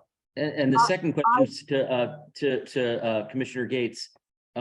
Is there, in your opinion, a substantial adverse effect on your use and enjoyment of your property if this structure was built? Because I think whether we need to look at that or not, I think it's something that's relevant to our discussion. No, I don't think there is, and I don't think that I said this application should be denied. I just feel that the category under which, or the criteria being used for approval is not correct. In other words, this is not a special exception because this building is not allowed in a rear yard. This accessory structure, it's not allowed. And that's what calls for a variance. When something is not allowed, a variance is required. When something is allowed, like a rear yard is allowed, but you're going to overextend in the rear yard, then you can get a special exception, which may or may not be approved. But this is a variance as far as I'm concerned. What would you like us to do? I do not object to Chuck's letter. I think it could be strengthened a little bit, but I don't object to it. Thank you. Thank you, Commissioner Simkowitz. I would just like to add, after hearing from all parties, I feel like this letter is a nice compromise that you came up with, Commissioner Elkins. So good work on that. Are there any other comments before we call for a vote? All right, all those in favor? That is unanimous, Bradley, if you couldn't see everybody. Thank you very much for everybody's work on this. I know that it was a lot. Moving on, sticking with Commissioner Elkins, we are going for an approval of a petition to remove a female ginkgo tree on Glover Drive. Commissioner Elkins, take it away. Well, I think, Madam Chairman, that this is a really a much simpler issue. We have we have a large number of the neighbors on the street who would like to see this female ginkgo tree removed. Without getting in details, because I'm not an expert, the female ginkgo trees, although they are treated to try to prevent this, often are somewhat of a nuisance in terms of smell and other debris. And the Urban Forestry Division of the Department of Transportation is prepared to take down this tree, but they do have a requirement that the ANC approve that, so they make sure that, you know, that everybody is okay with it. And so I've written a letter that essentially endorses the petition from the neighbors asking for this tree to be removed.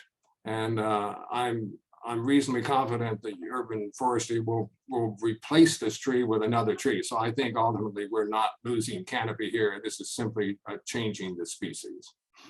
So I ask for approval of this letter that essentially says we are okay with this petition. Is that a motion on the floor? A motion on the floor is to approve the letter to remove this ginkgo tree. Second. Commissioner Horn seconds. All those in favor? Aye. Unanimous consent. In my haste to move this meeting along as quickly as possible, I forgot an agenda item. This should also be very quick. The ANC was contacted by the DC chapter of the International Dark Skies Association. Julia Stevenson reached out to us.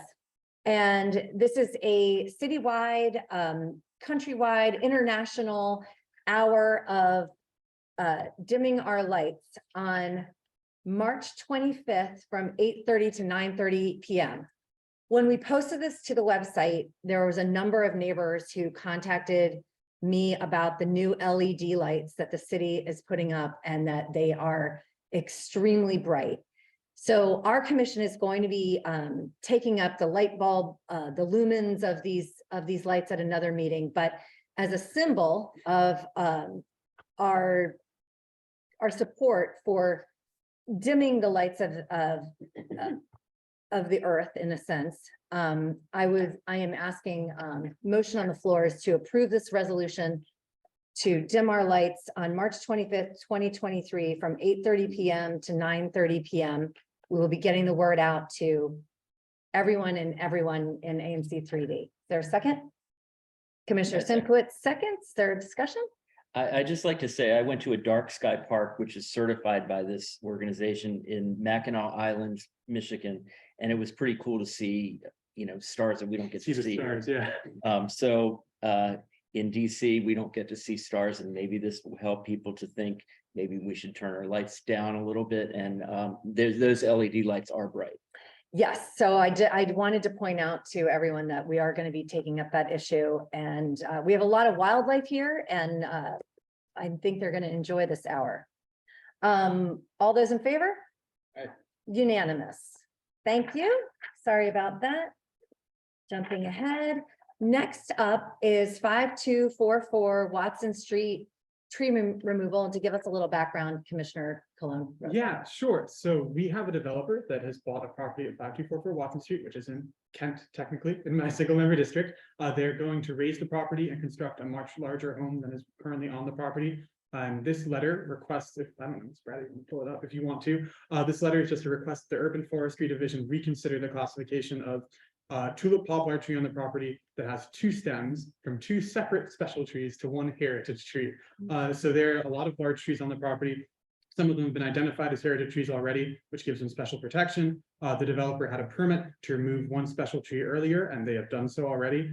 We have learned that a large tree has been designated by the Urban Forestry Division as two tulip poplar stems just upslope of the one that was just been removed.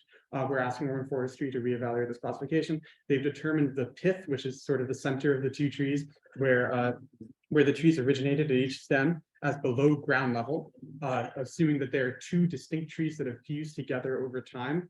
However, this phenomenon is actually pretty rare. There's a really strong chance that this is indeed one tree. Oh, there's the So tree. There's the tree, yes. So there's a very strong chance this is one tree, and the two stems have simply sort of moved closer together over time, or that this is one tree and they've formed closer to the ground than usual. So the two stems of this tree right here, you can see they separate sort of well above the 1 feet off the ground, which is cited by the Urban Forestry Division as where you cut it off to determine whether it's two trees or one tree. It's likely that if you were to cut down one of these trees, the other tree would not survive. And this area has already lost much of its tree canopy. And the roots in trees like this are pretty integral to preventing erosion and preventing flooding in a neighborhood that is sort of prone to flooding at this point. So we are just simply sending a letter to the Urban Forestry Division, asking them to reevaluate and look at these two trees that they've classified as one tree and see if it truly is a heritage tree that should be preserved. This tree is not on the development plans for the property, it seems. It would be in their backyard. And so this is not, in the way of a house being built or anything like that. So we're just asking them to look at it again and reclassify it. The difficulty with the site is that it's extremely sloped. They have a retaining wall in their backyard that's over our heads. And this tree is on the upper part. And they have a lot of trees, and they have a couple of heritage trees, and they're going to have to do a tree protection. I don't think that this is in their footprint of the new home. And they absorb an incredible amount of runoff. Yeah. So we've been in touch with Urban Forestry, but we thought it was important for us to have some consent here, just to have them reconsider this as a heritage tree. And I think we came up with some things for them to think about. Does anyone have any questions? Commissioner Elkins.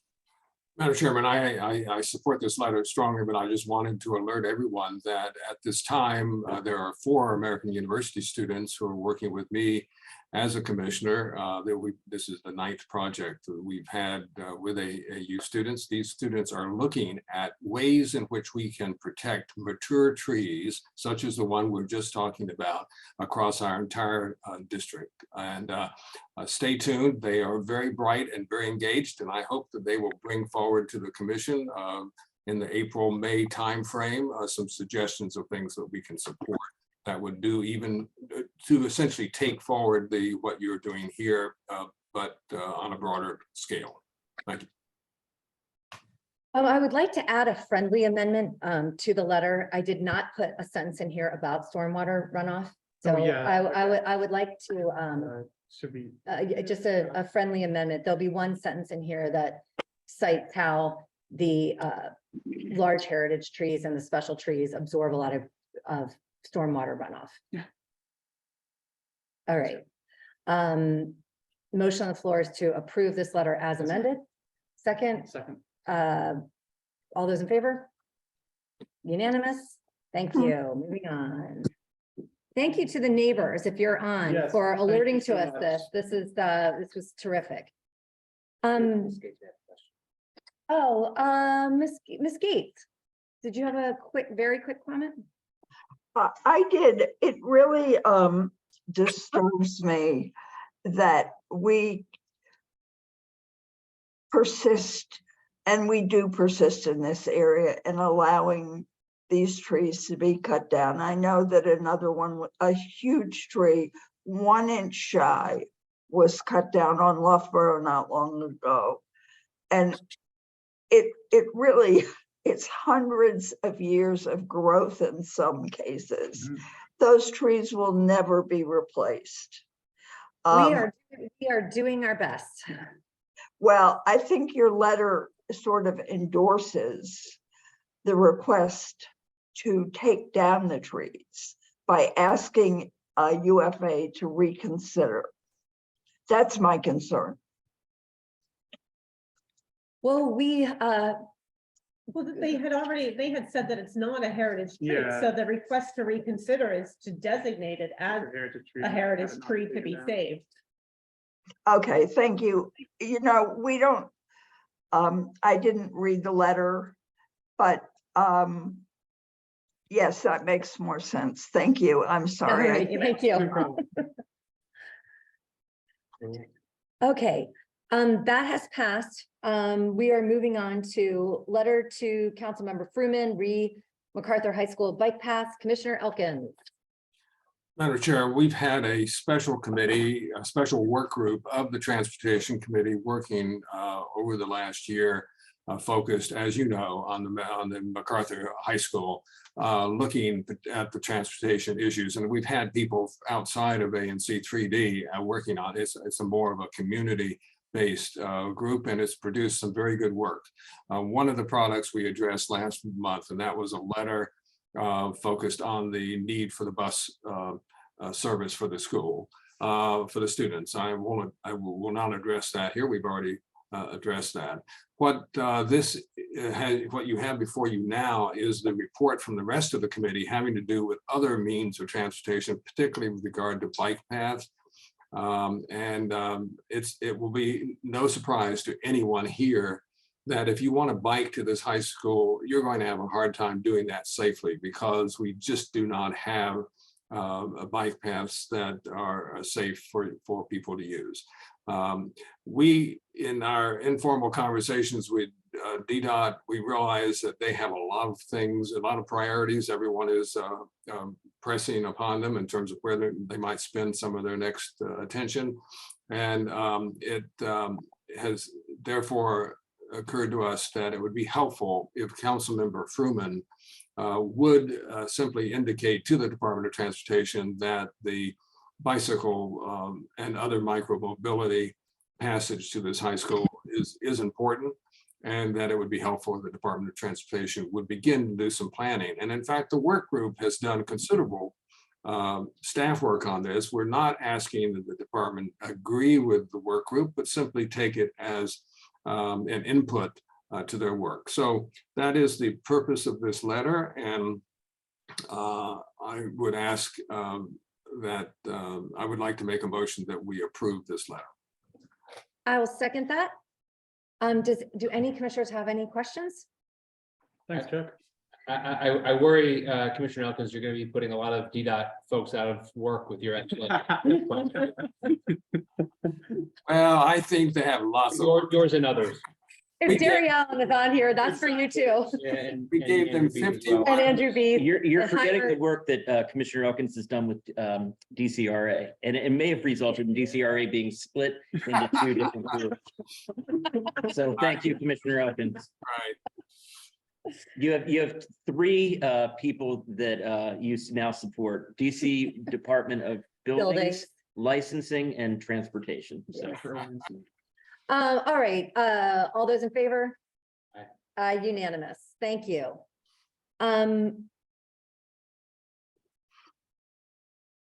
Moving on, we have Crime. thank you. We have two letters. Commissioner Nowak, you're up first. Okay. So, anybody who watches the news, reads a paper, gotten on Twitter, knows that crime is something that is on the lips of residents and business people alike in DC.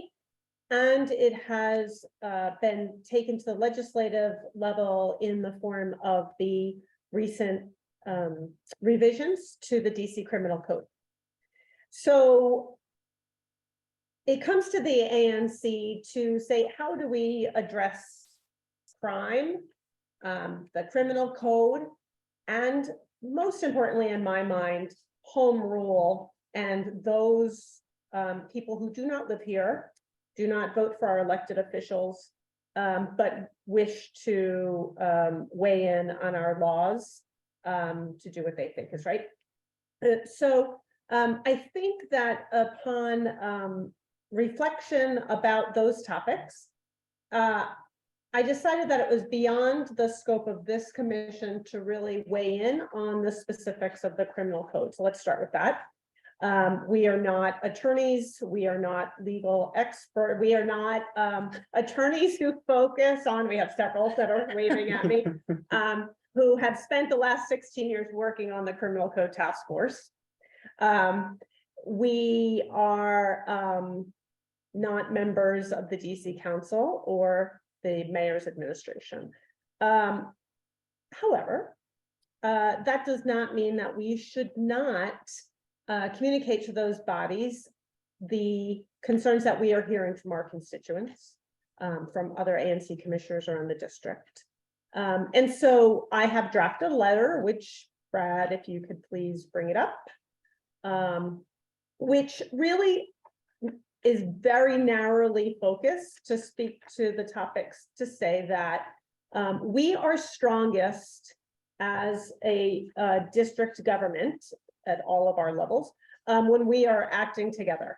And so my objective here is to encourage the council and the mayor to work together on doing whatever is necessary to reconcile their differences on the criminal code.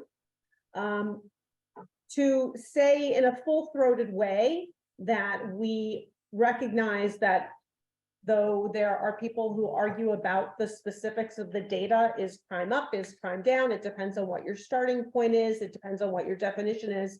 There is no denial that people feel anxiety about the state of crime today.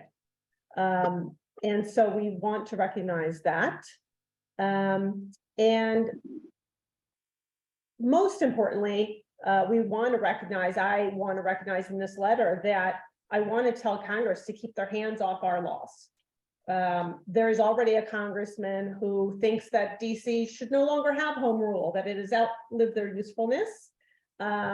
So it is my fear that if we allow third parties who we do not elect and do not appoint to weigh in on some of our laws, then it's only a matter of time before all of our laws are up for grabs. And then not only will we not have representation in Congress, but we won't have self-determination locally, which is a critical concept in small c conservatism.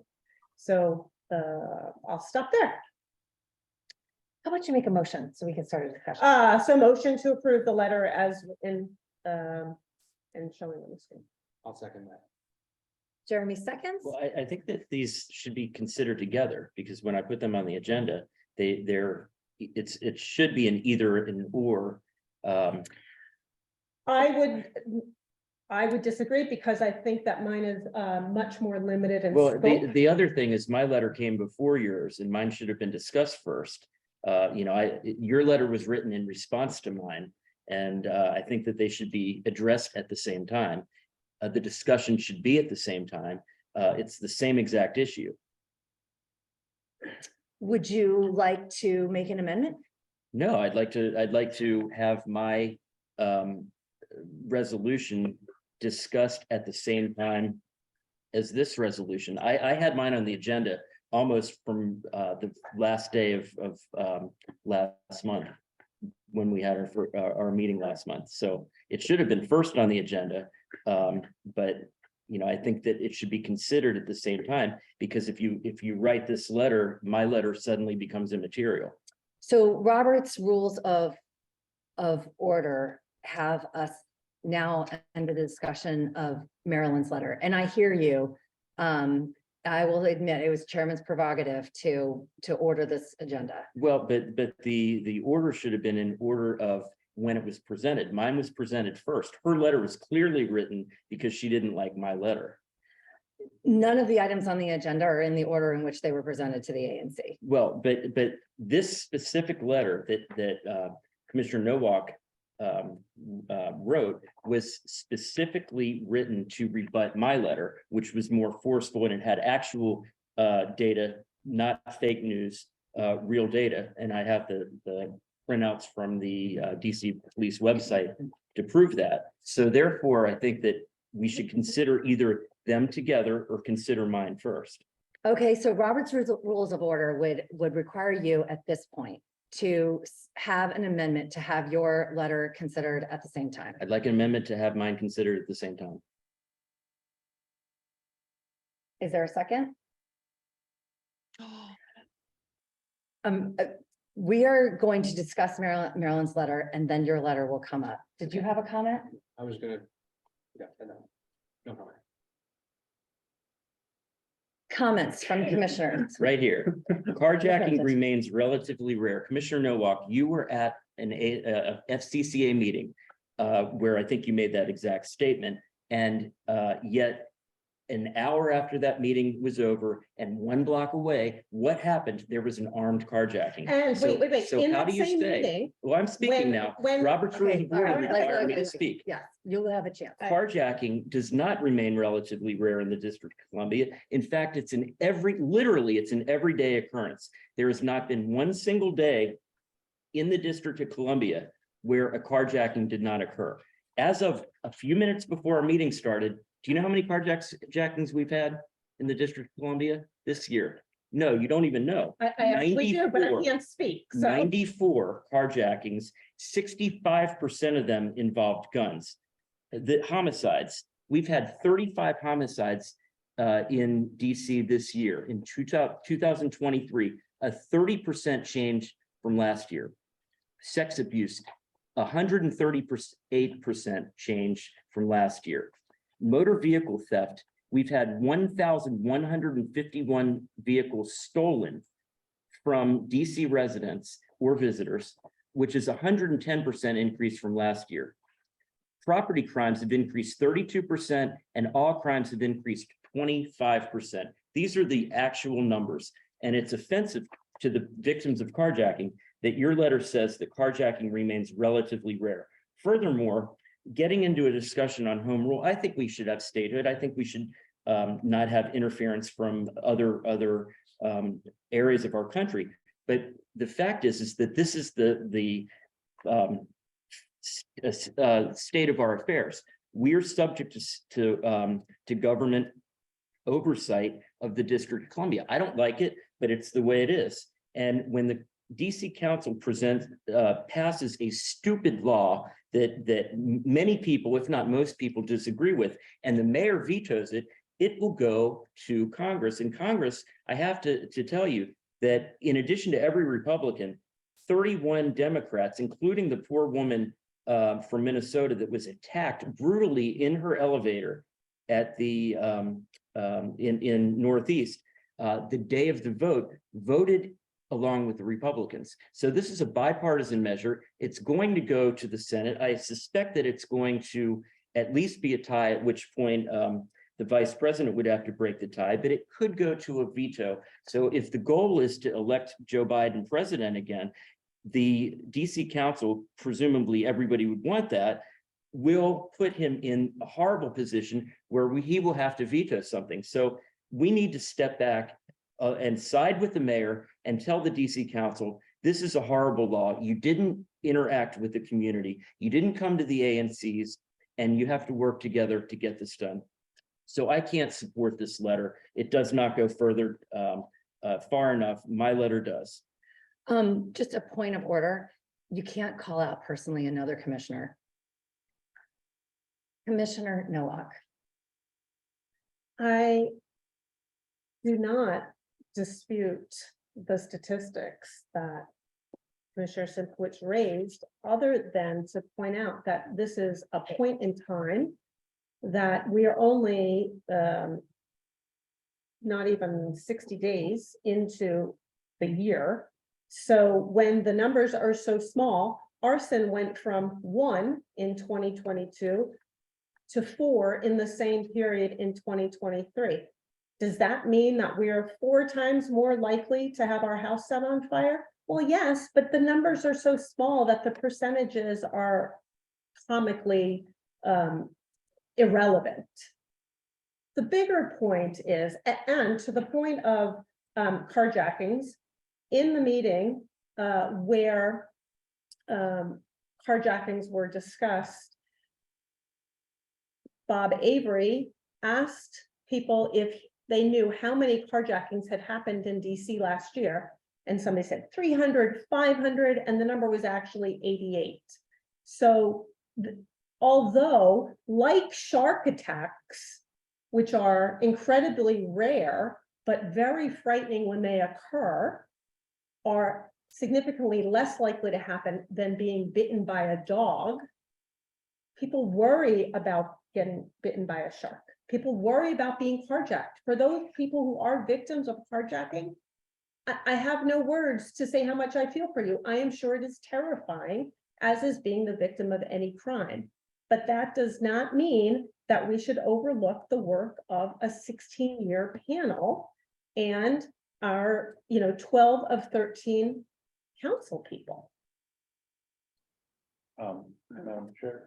Yes, Commissioner Horn.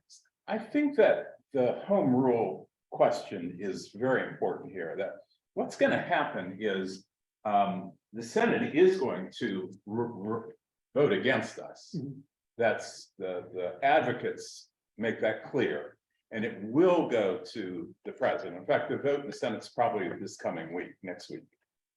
And it will go to the president, and the president will either not veto it, in which case this whole thing is moot, or he'll veto it and it'll come back to the House of Representatives, and they're going to drag it out and, do everything they can to make people look bad, especially everyone in Washington, D.C.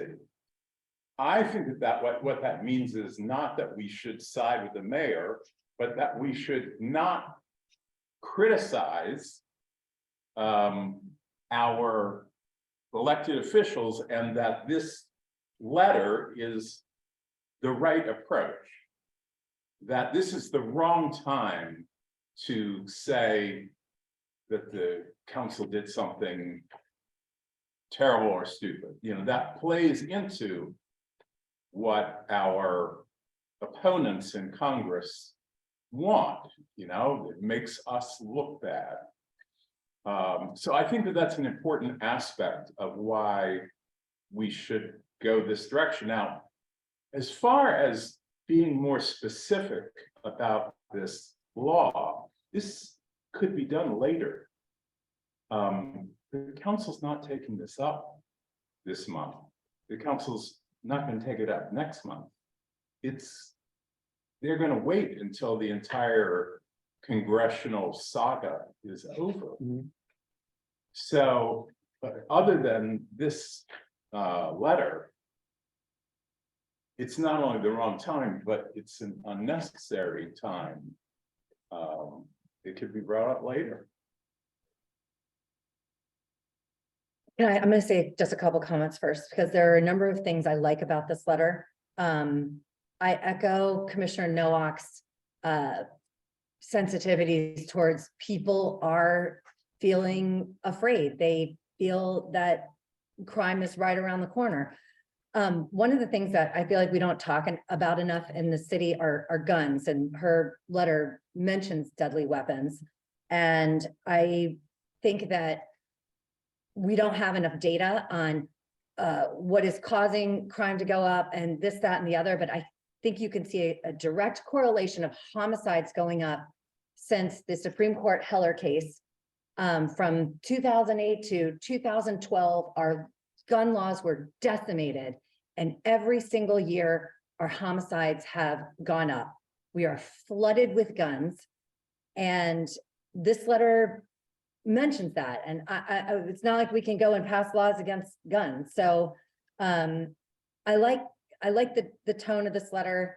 I like that it doesn't put the statistics in there, because everybody in this room can cherry pick their own statistics that they can show on a piece of paper. I am also concerned about crime. I will be supporting this letter. I have a question. Just so what the statistic you read about the number of projects, you said 88? I believe that was the one that was cited at the meeting last week. And Commissioner Shimkovich, you said there's been one every day this year. Is that 94 as of today, as of over what? since January 1st. Really? But that number is not provided in the DC ComStat data, so I'm just curious where that came This from. came from, you can type in with your fancy computer over there, you can type in the DC carjacking data. Okay, so I'm going to recognize Commissioner Sinkowitz, and then Commissioner Elkins, you're after that. Go ahead. What are we afraid of putting data in a letter? I can give you the data. In 2022, there were 203 homicides, but in 2012, there were only 88. In 2022, there were 2,082 armed robberies. In 2019, there were only 766. In 2022, there were 1,387 assaults with a dangerous weapon and 1,050 burglaries. That's a lot. There were 485 carjackings last year. There in 2018, there were only 148. There were 3,700 vehicles stolen in 2022. In 2019, there were only 2,100. Those are the real facts. Why doesn't the letter address the real facts? What are we afraid of? And when is the right time to call out the acts of the DC Council that will and have and will continue to cause trauma to citizens of the District of Columbia? This law makes DC look bad because it is bad. Commissioner Elkins, you're going, and then I'm next. I wanted to associate myself with the comments of Commissioner Horn. I think that this is the wrong time to be critical of either the mayor or our council. We have people up on the Hill who are ready to interfere, and we should not be piling on at this point. I do agree with the point that this issue can be taken up later. I think if the council, as they should, starts working with the mayor to find a solution to the 5% disagreement between them, this commission may want to weigh in on the merits. I mean, one of my criticisms of what went on was that some of us who weren't following as much as maybe we should have, saw this bill go through the council without our knowing that we really ought to get up and go down there and testify. So this time we won't be asleep. So I'm in favor of this letter, and I do not think we should go further than this at this time. Thank you. I have one comment. Commissioner Elkins was 100% correct. The people that were in favor of the criminal code reform, the 5% that we're talking about, put us to sleep. They never came to the ANC. They never said what they were going to do. This all got slipped in the bill, and even Mayor Bowser appears to be shocked by it. So that is something that we should say as a matter of process. The process was completely wrong on this, and I think that we could totally get around the home rule thing by having the DC Council retract their law immediately under its emergency rulemaking, and then have the mayor and the council work out the 5% differences. That's something that would take it away. It would make the point moot. I'm not convinced that that is actually true. And I've spent a lot of time on this criminal code. There are a lot of penalties that are quadrupled.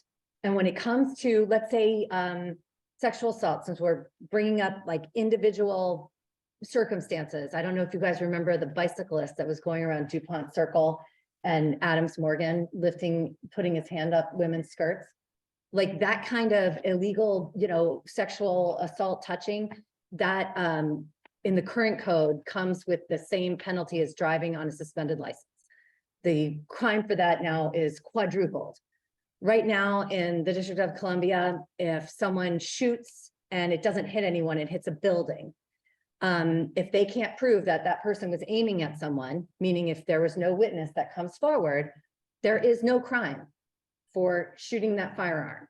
That is now a new law that becomes on the books. So there's all this narrative that this crime bill makes us less safe. There are a lot of things that makes us safer and a lot of things that quadruples penalties.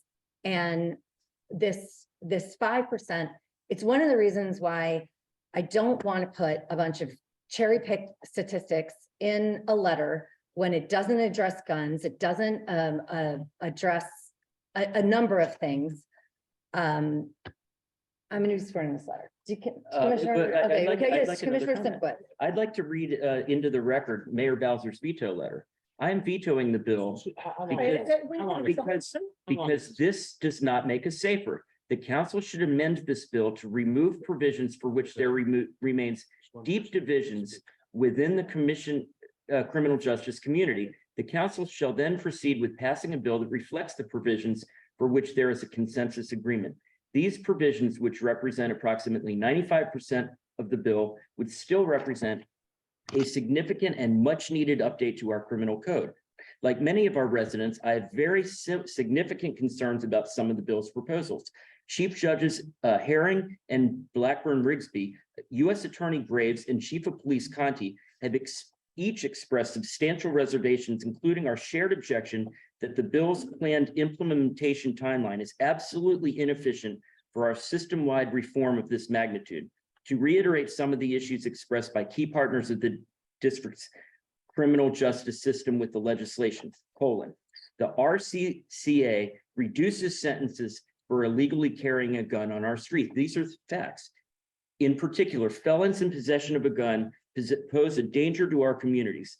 The U.S. Sentencing Commission has found firearms offender recidivate at a higher rate and more quickly following their release into the community. In comparison to non-firearm offenders, they're more likely to be rearrested for serious crimes. Yet for arrestees in possession of a gun with previous convictions for violent crimes, the council reduced the maximum penalty from 15 years down to just 4 years and rejected Councilmember Pinto's amendment that would have addressed some of these concerns. In addition, the maximum penalty for second-degree carrying a dangerous weapon, the equivalent of carrying a pistol without a license in current law, should be 4 years, consistent with the current maximum penalty, rather than the 2 years passed by the council. On this point, Okay, U.S. Attorney Graves also alerted that we've all read that. And you can enter the letter into the record. We can put This it is not, in this the is minutes. grandstanding. Well, I'm grandstanding this because people are I'd dying. like you to stop. And I'd like you to stop if reading you the think letter. I'm grandstanding, offenders recidivate at a higher rate. This does not go to help our community. Thank So, you for making- I'm thank you for going to making say, that your own point. I'm going to say what I said to my last commission when I lost 6-2 or whatever it was. When crime keeps going up, don't blame Commissioner Simkowitz.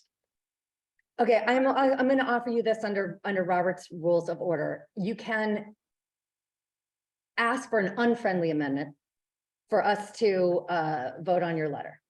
What?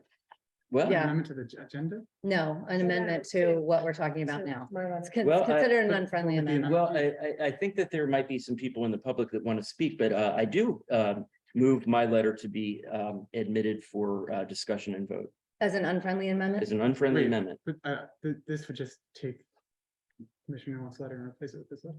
Is that- That would be the unfriendly amendment. Okay, what if we just amended, I mean, I understand Commissioner Shimkowitz's concerns about, the language in Commissioner Nowak's letter about, saying, statistics can be cherry picked and, the car tipping remains relatively rare. If we just cut that back, would you support the letter? No, of course not. Okay. All right, I have. Point of order, point of order. Yes. We Commissioner have Atkins. a motion on the floor from Commissioner Simplewitz. It has not been seconded, and therefore we should not have discussion on this. We need to Well, have. there was no discussion on option, this there was motion no, before we can have haven't discussion. put it to a second yet, so We just- Yeah, so we'll let's. have to ask for seconds. Is there a second on the unfriendly amendment? Okay, there's no second. Okay, there are two people who would like to speak, and because this meeting is going on for a long time, I'm going to limit your comments to 1 No, it minute, has to be please. 2 minutes. 2 minutes, sorry, 2 minutes. First up is Mr. Don Vito.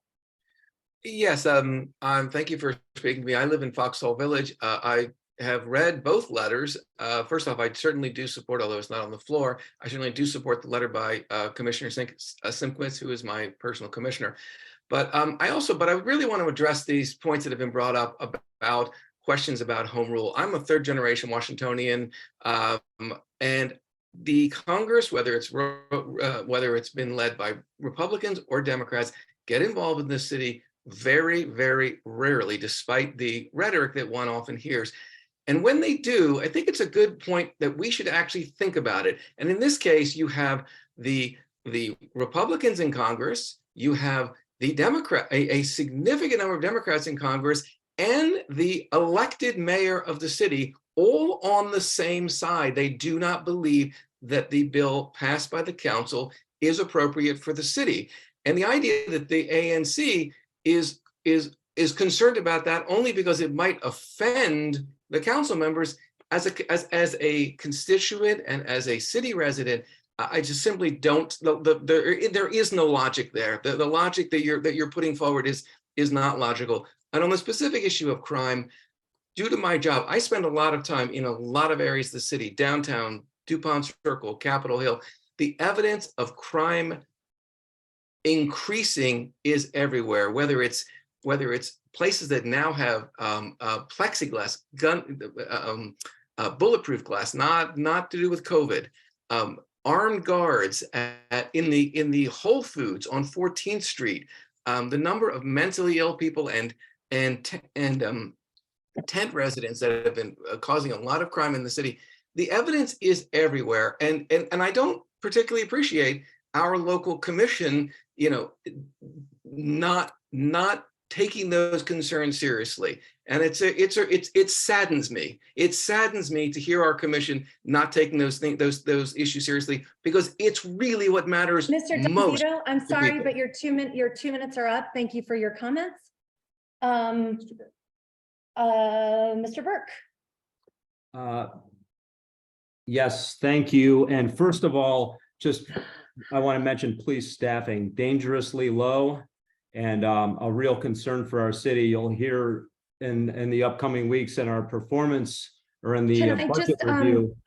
Mr. Burke, I just want you to know, we do have a police letter coming up next on the number of police that we're hiring in the city. So we are also addressing that in a separate letter tonight, but go on. Okay, so, and I'm happy to talk on that as well then separately, but I do think I'm glad to see Commissioner Simkowitz bring this up. I do think it's an important issue. I talked to residents from around the city.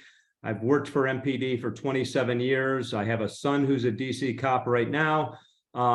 It's a dangerous time for the city. I work very closely with the Anacostia Coordinating Council and community members from around the city. When even the Washington Post editorial board says the legislation is dangerous, I agree with them, and I think we need to support the mayor and Chief Conti, our resident here in Ward 3 as well in the Palisades, to keep our legislation strong. And at the end of the day, you know, I appreciate that we want to give people second chances, but we really need to keep violent criminals off of our streets, violent recidivists off of our streets. And trust me, when I'm sitting in crime briefings and I'm looking at people that are arrested, and we talk a lot about statistics and numbers, you know what?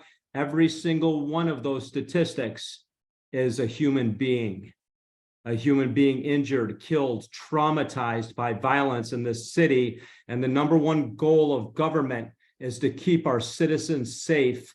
We need to do a better job and support our mayor. Thank you.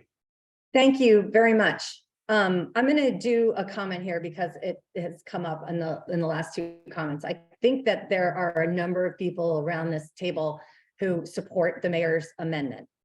And to say that we don't care, a lot of the work that we do here is working with other elected officials and other government people. And sometimes you need to be strategic on how you present your views because you're working with these people. And to send off letters that offend, I can guarantee you does not result in you getting what you want. I'm with Commissioner Horn here that when the city takes up the mayor's amendment, I am probably going to be the person who drafts a letter of support for the ANC to ask Matt Fruman to vote for that amendment. We will move on. Go ahead. Yes, Commissioner Nowak. Couple things. One is, I think that we are all in agreement that 95%, the mayor has said she wants 95%. So do you throw away the baby with the bathwater? That you have something that's 95% that you throw it away because it's not perfect. So that's one thing I would say. The second thing is that it was cited that Brooke Pinto offered an amendment to the act, which was not accepted, and yet she voted in favor of the revisions. So just put those out there as a couple data points. Two more comments from Jim's iPad. Okay, we're actually going to go to Eric Goulet because he had actually been waiting. Well, thank you all. Can you hear me okay? I shifted. We can. 2 minutes. Go ahead. Venues. Okay, well, thank you so much. And this is more robust. I mainly came here to speak about the police issue, but I thought I would weigh in on this too. And I am concerned about hearing language that carjackings are relatively rare, particularly being in Ward 3. I mean, this is a serious issue citywide that we've seen a huge increase on the last two months, particularly. And with homicides at a really high level, the issue of crime in some neighborhoods is a lot more serious than we're seeing it here in Ward 3. So that language concerns me. I think just generally, though, the timing to send a letter to say hands off DC, because there's been unanimous agreement amongst every speaker here that we shouldn't have congressional interference in DC. I don't think anybody has said that. But right now, we see the writing on the wall. I mean, this is going to be disapproved by the Senate, and then the pressure is on the president to have to make a judgment call whether he wants to go with DC on this and then potentially risk his own electoral prospects. I mean, my concern on this is that we need to be more prudent next time. This should not have gone to a congressional house. The DC Council should have exercised better judgment to not put our Democratic partners, in the Congress and with our president in this type of position. It's probably the only time in the history that a local legislature has put the president in this type of position.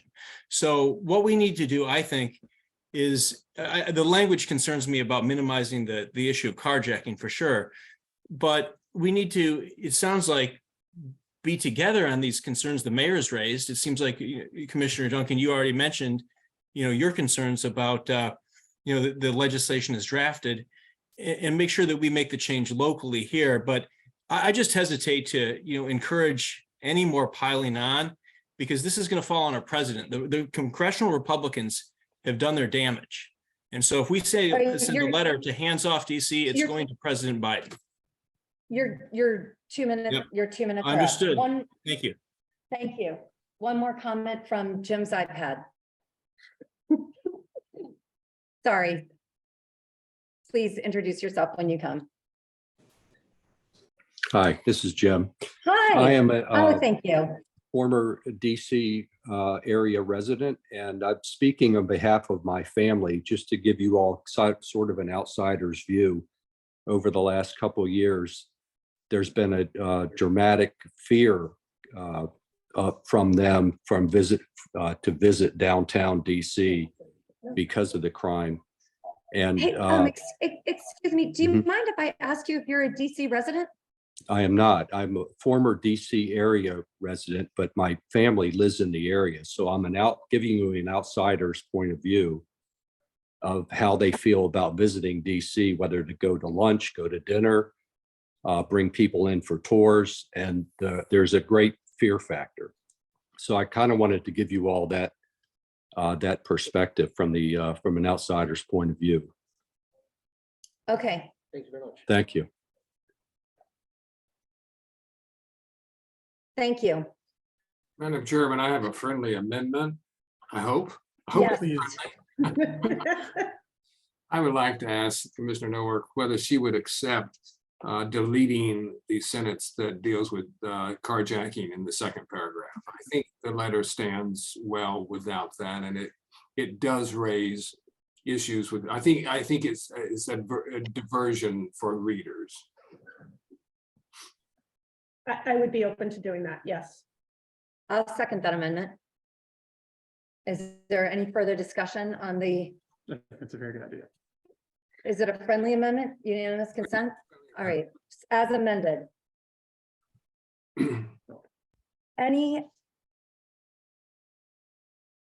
Are there any other comments?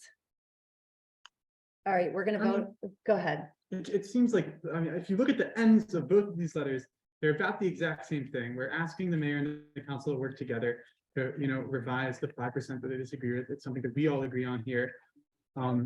It's just about the rhetoric in the letters, basically. It's about which rhetoric is better for DC going forward. And I think I'm also very mindful of the way ANC3D is perceived in advancing what we think is right. And I think if we pass this letter tonight, when the amendment comes up, or if the legislation is completely vetoed and they need to repackage it, the new legislation will include all of what the mayor is asking for. And then we can at least be here to say, yes, this is what we want. I agree with that. If I would only add, in response to Commissioner Colin Roosevelt's comments, I think the rhetoric is a key factor of it. I think the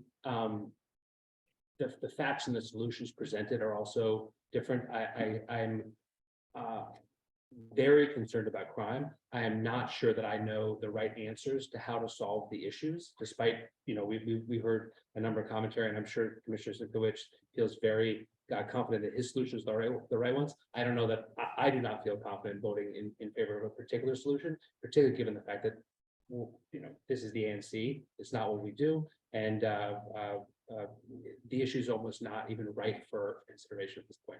So I see that as another differentiator between the two letters. Okay, I'm gonna call, Brad, can you call the roll on this vote? this is to pass the letter. This is to pass the letter as amended. Yes, I can. Tricia, can I make, Sounds like Commissioner Gates. I think we've closed discussion. I'm sorry, Ms. Gates. I don't think we have closed discussion. Oh, just call the roll. I just called for the roll. Was she waiting? yes, If she was waiting, then you should let her. Okay, Ms. Gates, please. this will take 1 second. I think Okay, that thank you. if you are going to send a letter, it is strengthened by adding the statistics that JP presented from the police department. That's my comment. Thank you. Okay, we'll move to a roll call vote. Please call the roll. Yes. Uh, We usually go 3D01. in order. Aye.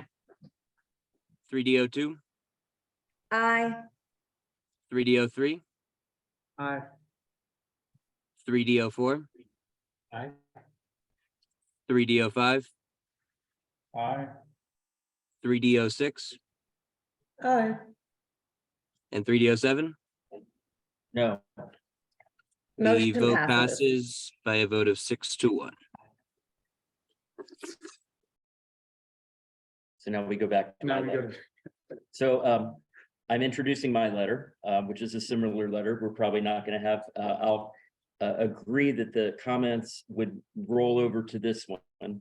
I do think that my letter should be sent, even if it's not going to be sent, but I think that it should be sent because it goes through the statistics. It goes through the comments that firearms offenders recidivate, that there's data, a lot of data in my letter. It goes through the right to a jury trial. It goes through that the legislation that allows people convicted of crimes and sentenced to long imprisonment to seek relief from their sentences, which forces victims to come back. That data should all go in. So I move my letter. Is there a second? So now we move to my police recruitment letter. Yes, this is the new item, police recruitment letter. So my police recruitment letter, and I understand that Commissioner Elkins has a similar one, but again, it doesn't reflect the facts that are contained in my letter. My letter goes through Councilmember Gray's, former Mayor Gray's.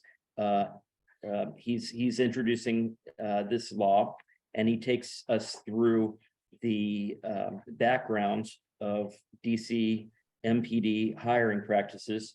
He talks about how former Chief Lanier had a certain number of officers, that those were that we defunded our police in 2020. As a result, we have not hired them, and we are at a significant reduction in our force, and it will take 10 years to get back to the number that we need, which is over 4,000. I move my letter. Everybody's read it. I don't want to keep anybody here all night. Madam Chairman. Is there a second? Well, excuse me. Are you seconding? Are you seconding No, the I'm letter? not seconding.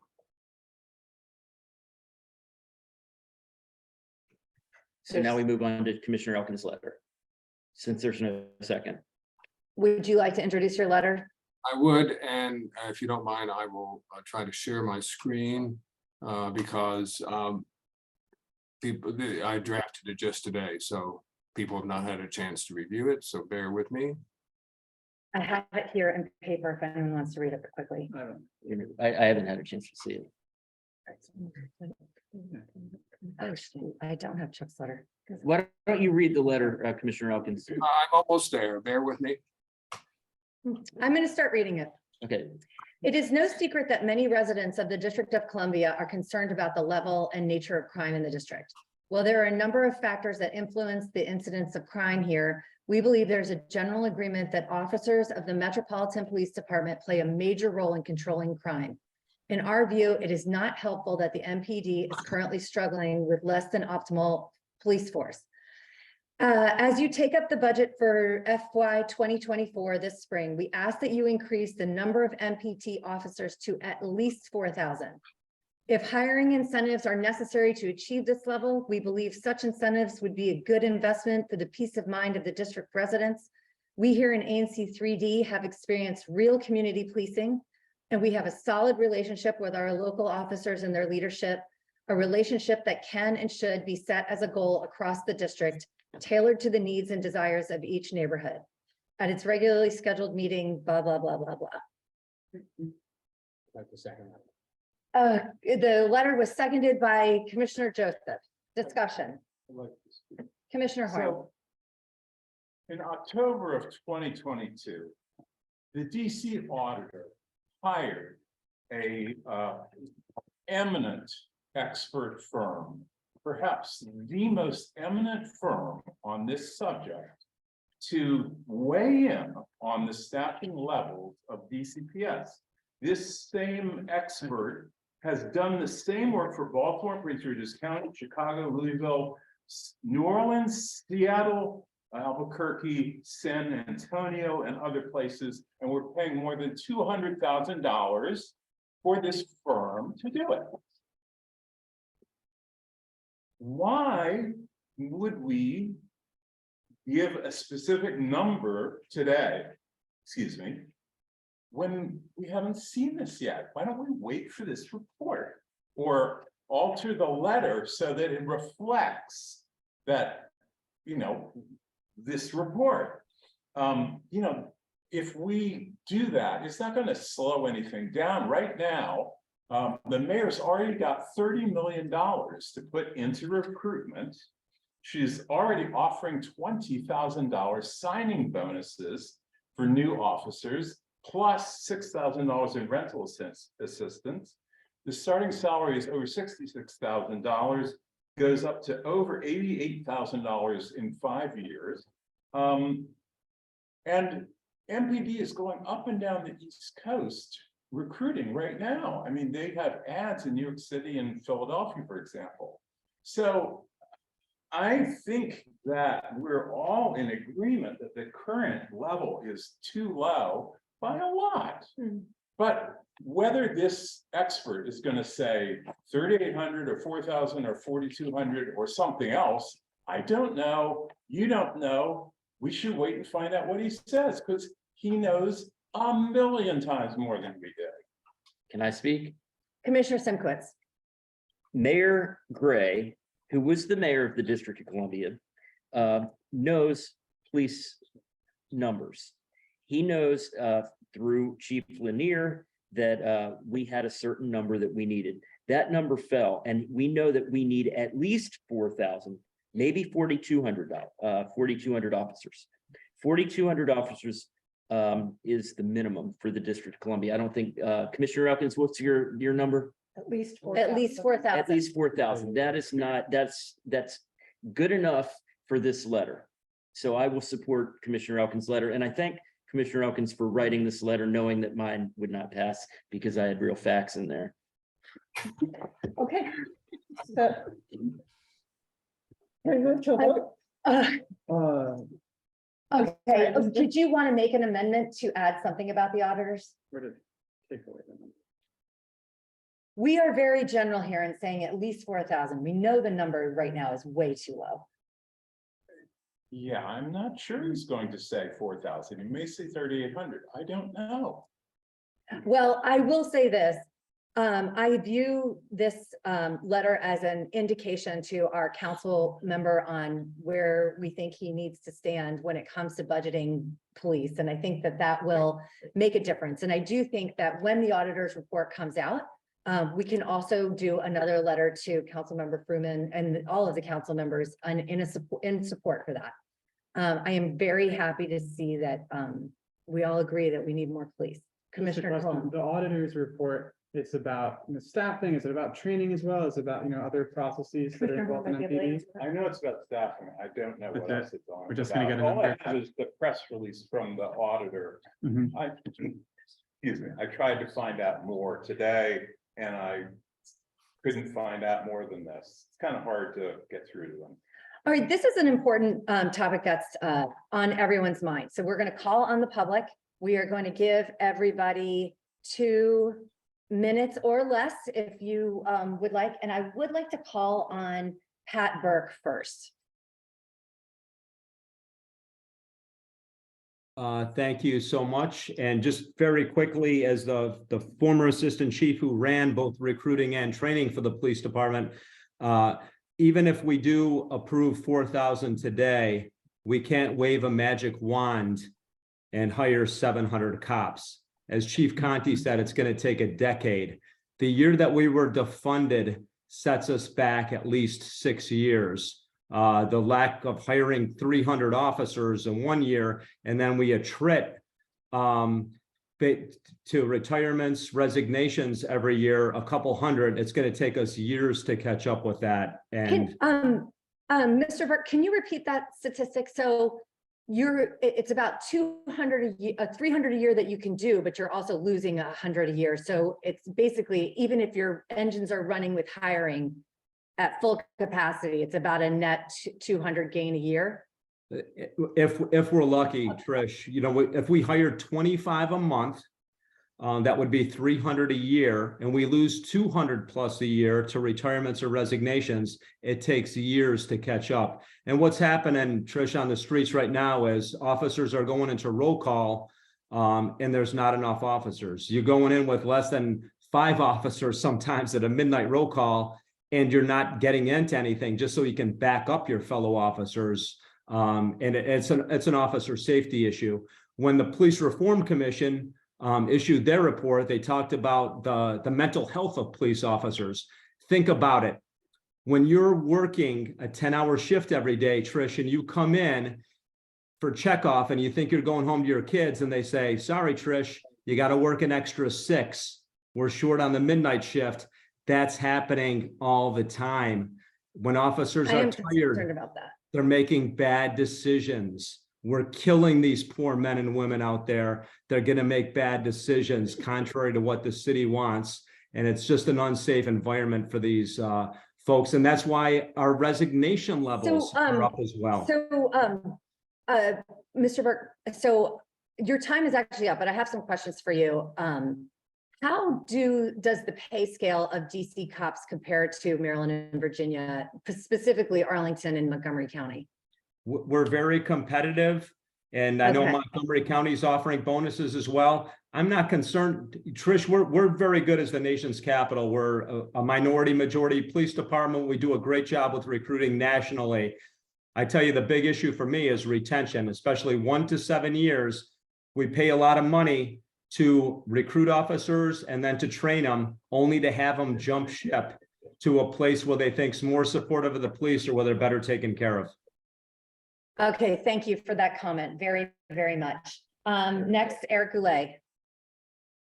Thank you. And I want to begin by commending Commissioner Sinkowitz for introducing the original resolution, and then commend Commissioner Elkins for the revised one, which I think reflects a really sound compromise here on this issue.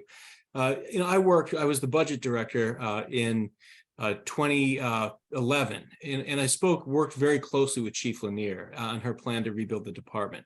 At that time, we were heading down to 3,600 officers, and we were really in a perilous situation with the retirement bubble. And what the chief said is, if you can do 3 things for me in the budget, you give me recruitment and retention incentives so that we can try to retain cops and attract new cops into DC with hiring bonuses and retention bonuses. That'll help slow attrition. She said also, if we max out the academy each year, that will be a very good thing. And if we max out the number of cadets, so young people in the city who want to become police officers, if we can do those 3 things and we fund those 3 things in the budget, we can net, you know, with the attrition, about 100 to 150 cops a year, depending on how the year went with the retirements. And she was able to get it done with that. And she said to me, she's like, 3,600, we can't adequately police the city. And we're closing in on 3,300 right now. We're in a perilous situation. Chief Lanier said 4,000 is the ideal number. She said between 3,800 to 4,000 is where you can take those extra 200 cops, put them out on bikes, have them walking around our neighborhood business districts, and have them in meetings and do true community policing. And when she got those extra 200 cops, she put them and it did exactly what she said she did. And she brought homicides down to a 50-year low for 4 consecutive years with those additional officers. And that's what we need to get to. I think the issues about the auditor are very good issues to raise, but that really is the difference between 4,000 officers and whether we need to go up to 4,200. You know, before she left in 2014, Kathy said to me, she said, you know, we should start gradually increasing the number of cops we have in the city from 4,000 to 4,200. I'm out of time, but thank you so much for your time today. Yes, you're out of time, but your points are well taken, and I think that we are largely in agreement. Oh, moving on to Bill Brown. Yes, thank you for the opportunity to speak, and I was very impressed by Mr. Goulet's comments about his and Chief Lanier's assessment many years ago. I have 27 years in law enforcement myself, just like Pat Burke. I started out as a reserve officer with MPDC and retired in 2002 as the Deputy Chief of Police for Patrol in Fairfax County. So DC got me my start. My career was out in Fairfax. I've always been a DC resident, and Fairfax was very nice to let me bring my cruiser home every night and park here in Foxhall Village. I'm gonna speak to this more in a way of enlightening people, I think, in terms of going back to this community policing idea and how important it is, and that can only be done with proper staffing resources. When I was first exposed to what is now known as community police, was back in 1979, when the then Fairfax County chief mandated that every patrol officer get out of their cruiser 1 hour a shift and meet with the community, walk the streets and neighborhoods and all, document their contacts, put it in a police report. And that was used in our evaluations and all. And that's also when our shifts were 8 hours. So you were taking 1 hour out of every 8 hours or less of patrol time and actually forcing officers into the community. Well, and that was used in our evaluations. Years later, when I became a district commander of the Annandale district, officers came to me and said that they wanted to start a bicycle patrol. I was kind of a rebel at the time. I figured if you don't ask, they can't say no. I said, put it together. The bike shops, supported the bikes, donated the bikes. Within a year, all 8 district stations all wanted their own bike patrol units. So in order to free up other resources to get people into the communities on bikes, on patrols and segways, you have to have the appropriate staffing in order to do that. And the effect on the community is this, first, foremost in everything, people, when they dial 911, because whatever reason, they want an officer to respond. And the way they respond is in a police car, lights and siren, however they're going to respond. But understaffing and underfunding police negatively affects the morale and impairs the motivations to carry out the objectives of community policing. Not to be hackneyed, but remember, they then sort of resort to being warriors and not the guardians that we expect them to be, okay? At the same time, communities need to be welcoming to the police, welcoming them into their neighborhoods. No one wants a community sealed off like they did in Trinidad a number of years ago after those heinous shootings and the community outcry. But when police are properly deployed as part of a robust community policing mindset, not just an initiative, not just as a program, as a mindset, agency-wide commitment, restoring the community's faith in the folks who were supposed to protect them, to be their guardians, they'll be viewed as partners in lowering crime and not as occupiers and enforcers. And the community needs to see them in that light. And you can only do that when you have sufficient staffing in order to accomplish that. Thank you. Thank you for those comments of support, and thank you for your service. Mr. Don Vito, last comment. Yes, I'd be hard to top what Mr. Brown just said. I'll keep my comment very short. I just want to say, in this case, I really appreciate that the commission is sending a letter which is in support of the police. And I spent a lot of time talking to individual officers. And I know that over the last couple of years, individual officers, right down to the officers on the street, have felt very put upon, have felt that they don't always have the support of the community, or sometimes felt that they do not have the support of the community. And I really think it is important that whether it's staffing numbers or in any way that we can, that our commission and our community showing support for the officers and for the police force is absolutely key. And again, I do appreciate that you're doing this, and I appreciate Commissioner Elkins and Commissioner Simkowitz for basically, like it or not, put their heads together and came up, I think, with a good letter that does that when that gets to the right people, it will be a show of support from our community. Thank you very much. I agree. Thank you, Mr. Don Vito. Are there any other commissioners who would like to have a comment? I agree with Chief Burke that decisions are bad at the end of the night. And next meeting, I'm going to have all of mine at the beginning. Is that okay? I can work with you on that. Okay, I'm gonna have them at the beginning, so It takes forever to get official actions anyway. It's like- Commissioner Elkins. The last comment made me, from the community, made me think that let's add a CC for Commander Bedlian and also Officer McAwee, so that we make sure that this ANC support of the community policing we see here is known to our local officers. Thank you. I'll and take and that thank as you a- to Commissioner Elkins for drafting the rebuttal to my letter, even if it doesn't have the data. I would also like to add Officer Stokes. He is a community police officer here also. Friendly amendment. I'll second that. Okay.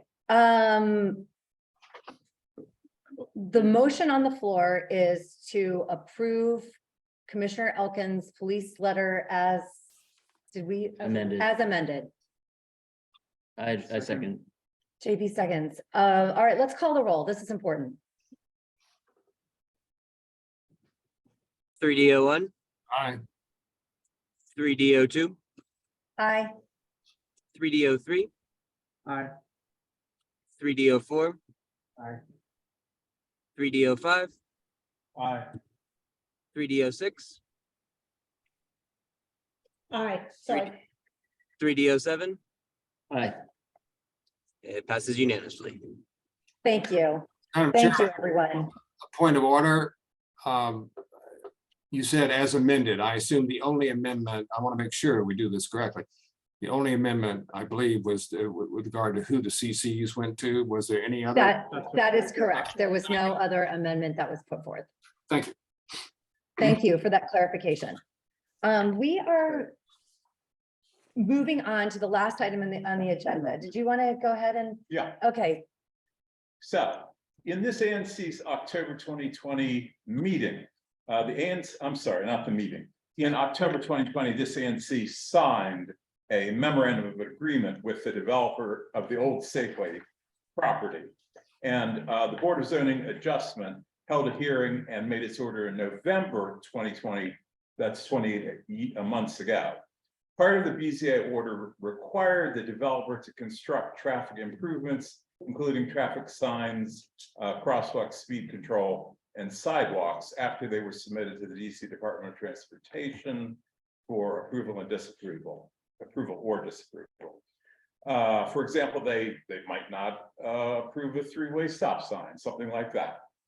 However, over the past 28 months, the developer has not provided any plans for these improvements that DDOT can approve or disapprove. Instead, the developer claims that despite the BZA order, they only have to ask the city to make these improvements, essentially making a 311 call for city services. The developer claims that the BZA order does not require them to pay for these traffic improvements. So this letter asks the zoning administrator to enforce this specific condition of the developer's special exception. That's it. I've got one question. Did you speak to Balfour about that? so I would like to clarify, Balfour is the tenant, the developer's Trammell Crow. Have you spoken? I sent this letter to Bill Brewer, but we have been in discussions through the ANC and the PCA. We have a committee. We have been on this with them for months. This is sort of our we've come to a stalemate, and this is the course of action that we need. I mean, Bill didn't respond to my email, so I'm assuming he's not surprised. You said the letter? This is the letter. You sent this letter to them already. I told him it was on the agenda Okay. tonight. I don't And like he's to not here. surprise people, and he didn't come. Oh, there you go. Yeah, so, in the interest of time, okay, do you have a second? So, yeah, okay, a motion on the floor is to approve this letter. Commissioner Joseph has seconded the letter. All those in favor? Aye, passes unanimously. Thank you. That concludes our official business. We have a little bit of commission business, which I think we will make short work of. First up, upcoming budget hearings. Commissioner Elkins. Madam Chair, we had, as I said, an excellent presentation by ANC commissioners and neighbors on the oversight hearings. But one thing became very clear to me as I began to think about the rest of the process. And that is, in 1 month, we have a budget hearing. This was an oversight hearing. Now we go to budget hearing. And most of the proposals that we made in that testimony are unlikely, I'm sorry to say, unlikely to be in the mayor's budget. And that means that when we get to the hearing on the 30th of March, and we're hoping that the committee is going to say, oh, now let's adopt ANC3D's idea about sidewalks or bicycle paths or whatever, there's not going to be anything there in the budget for them to approve. And there's not going, and in many cases, they will not know how much it will cost. And it's very hard to add something into the mayor's budget if you don't know how much it's going to cost. So therefore, this letter calls on the committee to ask the Department of Transportation to make budget estimates over the next several weeks so that when we get to the hearing on the 30th of March, we may well have, hopefully we'll have some budget estimates. Maybe the department doesn't like them and doesn't want them, but at least they will have done the staff work. So I've circulated this letter. It basically goes through virtually all the things we testified in favor of, with one exception, and that's the trolley trail. Not, it does include the trestle, but not the regular trolley trail. We've had budget estimates on the trolley trail, so I think we don't need additional ones on that. So I move that I'm quite willing to show this letter on the screen if people would like to see it, but I think we all read it. okay, good. I move that we adopt this letter. Thank you. I second that. Can I make one comment? Yes, you can make a comment. Sorry for moving around while you were speaking, Commissioner Elkins. We have a parking situation locally that we had to sort through. So Yes. no disrespect, sir. Right. We're going to do a vote while Commissioner Nowak is here before she moves her car. All those in favor? Aye. Aye. Thank you, Chuck. Passes unanimously. Thanks for your work on this also. Yes, thank you. I actually thought that was a really good idea and a really good letter. So thank you. Madam Chairman, one other little thing, just I assume that I know the answer to this, but just to be sure, I do plan to testify on the 30th of March, and I hope several others of the commission will. But am I am I assured that if I testify in favor of the things we testified in favor of the oversight hearing, that I am speaking for 3D and not just for myself? Yes, I think that if it has been approved by this commission, you can put that forth as coming from 3D and not just yourself. Good, thank you. Would you feel more comfortable if we formally vote for that, Commissioner? That might be helpful. Could I move that? Is there a second? Yeah, I second it. Does this need to be letter? No, this motion on the floor is that anything that we have agreed to here in association with this letter, if there's testimony by us towards the council, it is from the ANC and not from the individual commissioner. All unanimous consent. Any objections? Unanimous consent. All right, so we still have a quorum. Yeah. Proposed submission to OANC for funding of monthly ANC. While we're here, budget. is this going to be a problem for our next meeting with the public if we run over? Yes. It's possible. What do we do in that We situation? pause and we let people move their cars. And where do they move them to? Just St. Patrick. The St. Patrick's diagonals. Madam Chairman. Yeah, so we can finish. We can discuss this later, but I have proposed, and we can discuss later, that if when we do have the public, that we do break for 10 minutes and allow people who want to be here for the rest of the meeting to go out and move their car instead of and just take a recess. I don't think Yeah. it's necessary tonight. I don't plan on us going past 11 o'clock. Well, ever again. I'm glad to hear that. We'll see. Yeah, okay, so did you want to introduce this OANC project? Yes, so we have had a digest on a proof of concept basis last spring. It was very well received by commissioners of ANC3D as well as commissioners around the city. I felt that we should ask OANC to fund this. I have made that request in the past, but now, and it was not accepted, but now they have made a big point about providing funds to ANCs for various projects out of their technical assistance fund. Quite frankly, they are somewhat under the gun because the council gave them the money and they haven't spent it for good, and now they should spend it for good things. And I'm suggesting that we apply for a grant or funding. I'm not sure it's a grant, but funding, $975 for us to publish this digest between now and the end of the fiscal year. It would actually end with the month of August, just because we can't publish it until can't do September until we get to October. So we need to approve this as the ANC as a request, and then we need to fill out the form. I'm quite willing to fill out the form. We have a contract proposal from Brad, who is quite willing to do this contract for us at a reasonable price, and therefore I move that we approve the application to OANC for this these funds. I second that. Discussion, I have just one quick point. I feel like this is something that OANC should do anyway. Yeah. So if we prove that this is valuable and people love it, do you think it's something that they would take over? I would hope so, although they may not want to spend the staff time to do it, and so I think they would be well advised, in my view, to have a contractor do it. So they may well use the same contractor or another contractor. I do hope that they take this on for sure. Okay. On this process, I will devote, a little bit of my time to provide consultation to the contractor to just make sure we have a good product that's had more than one set of eyes on the product. The question I have, Commissioner Elkins, is how are the other ANCs going to get the information and resolutions to our contractor? Or does he have to go out and get them? We have to go get them off the mayor's portal, and that's the way we did it last spring. And this is a way of encouraging other ANCs to submit to the mayor's portal, which they're required to do, and most of them do, but not in every case. So we simply bring down the data from the mayor's portal and choose those which are of district-wide interest and just publish those. So we don't, you notice the price is very cheap. It's cheap because the data, we don't need to go collect the data.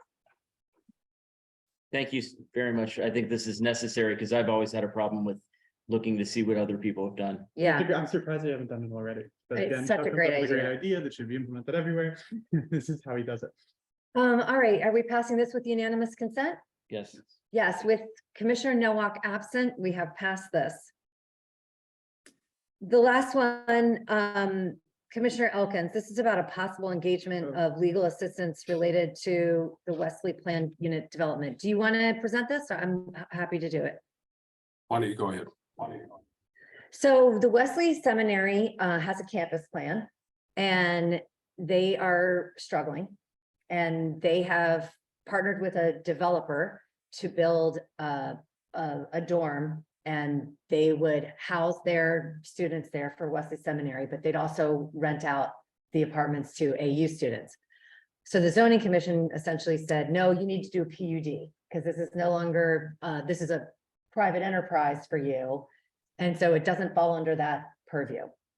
So we have met with them, and there were some questions about the PUDs can get very, very complicated. And this one is overlaid over a campus plan. And they want to overlay the entire PUD over the campus plan.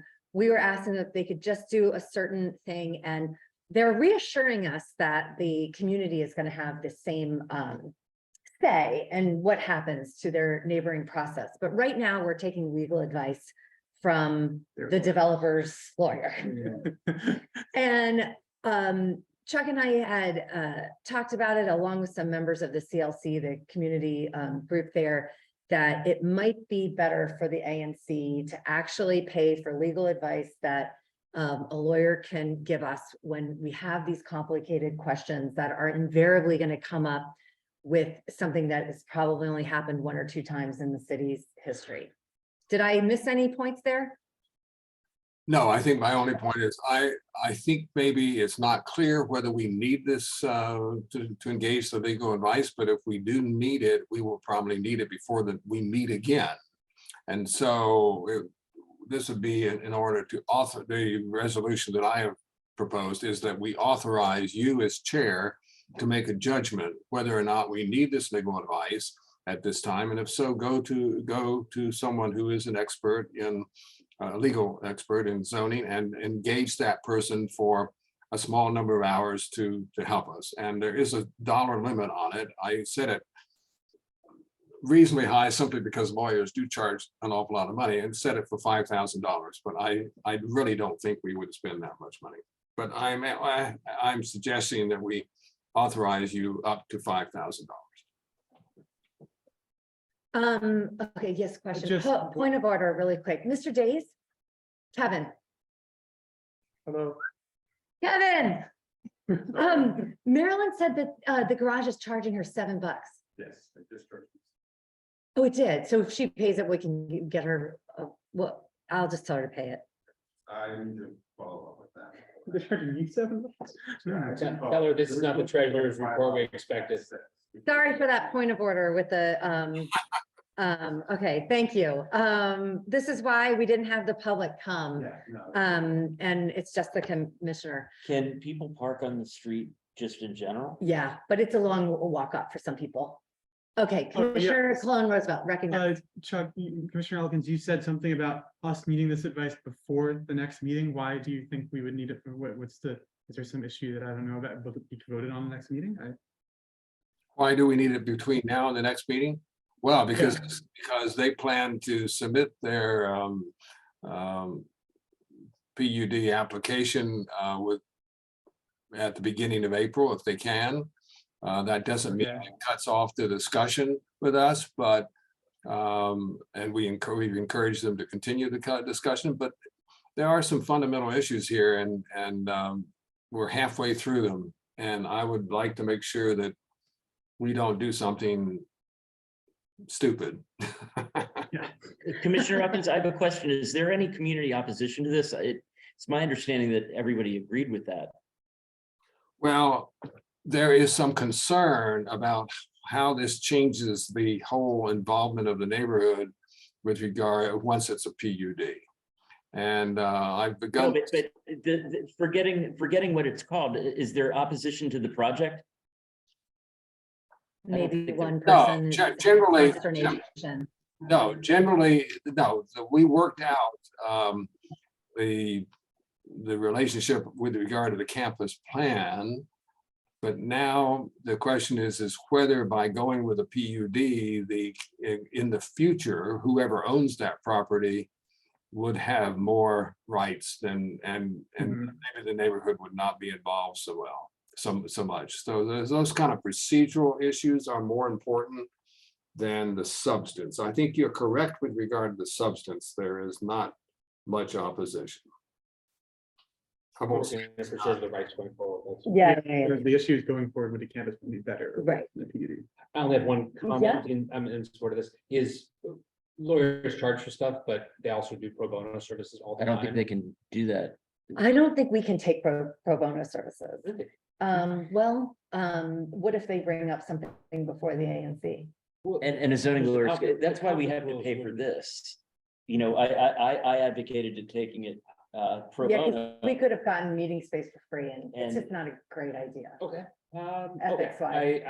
I understand why we got Georgetown or George Washington, because they're within our ANC, which is something a little different, but nonetheless, that makes sense. It's fine. Did we pass this Quite already? frankly, No, we haven't. there are not that many lawyers. Actually, there are not that many lawyers who do work for non-developers.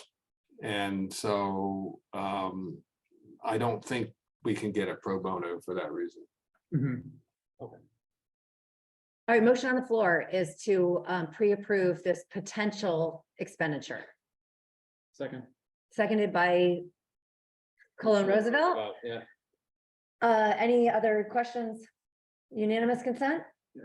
Approved with Commissioner Nowak absent.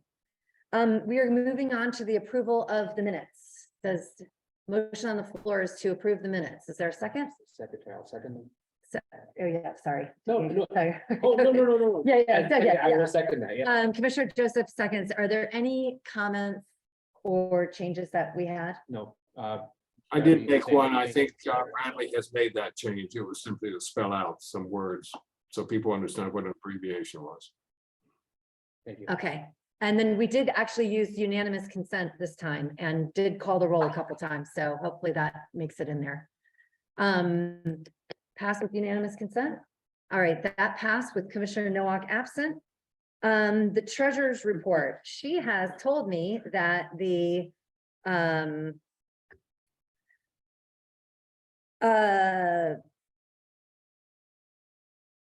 treasurer's report will be filed with the OANC.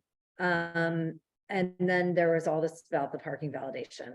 But I trust that Commissioner Nowak is on it, and Commissioner Nowak and I are talking about getting online access to we won't be able to do electronic payments, but we can have multiple eyes on the bank statement.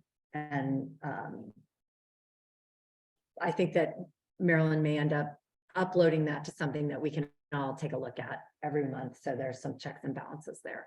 Madam And Chair, she's only absent because of the parking issue. She's only absent because of the parking And issue. in the future, we should be parking if we drive on, we should be parking on the street, is that correct? It would be beneficial. So that way we don't have to leave and it would only be a member of the community.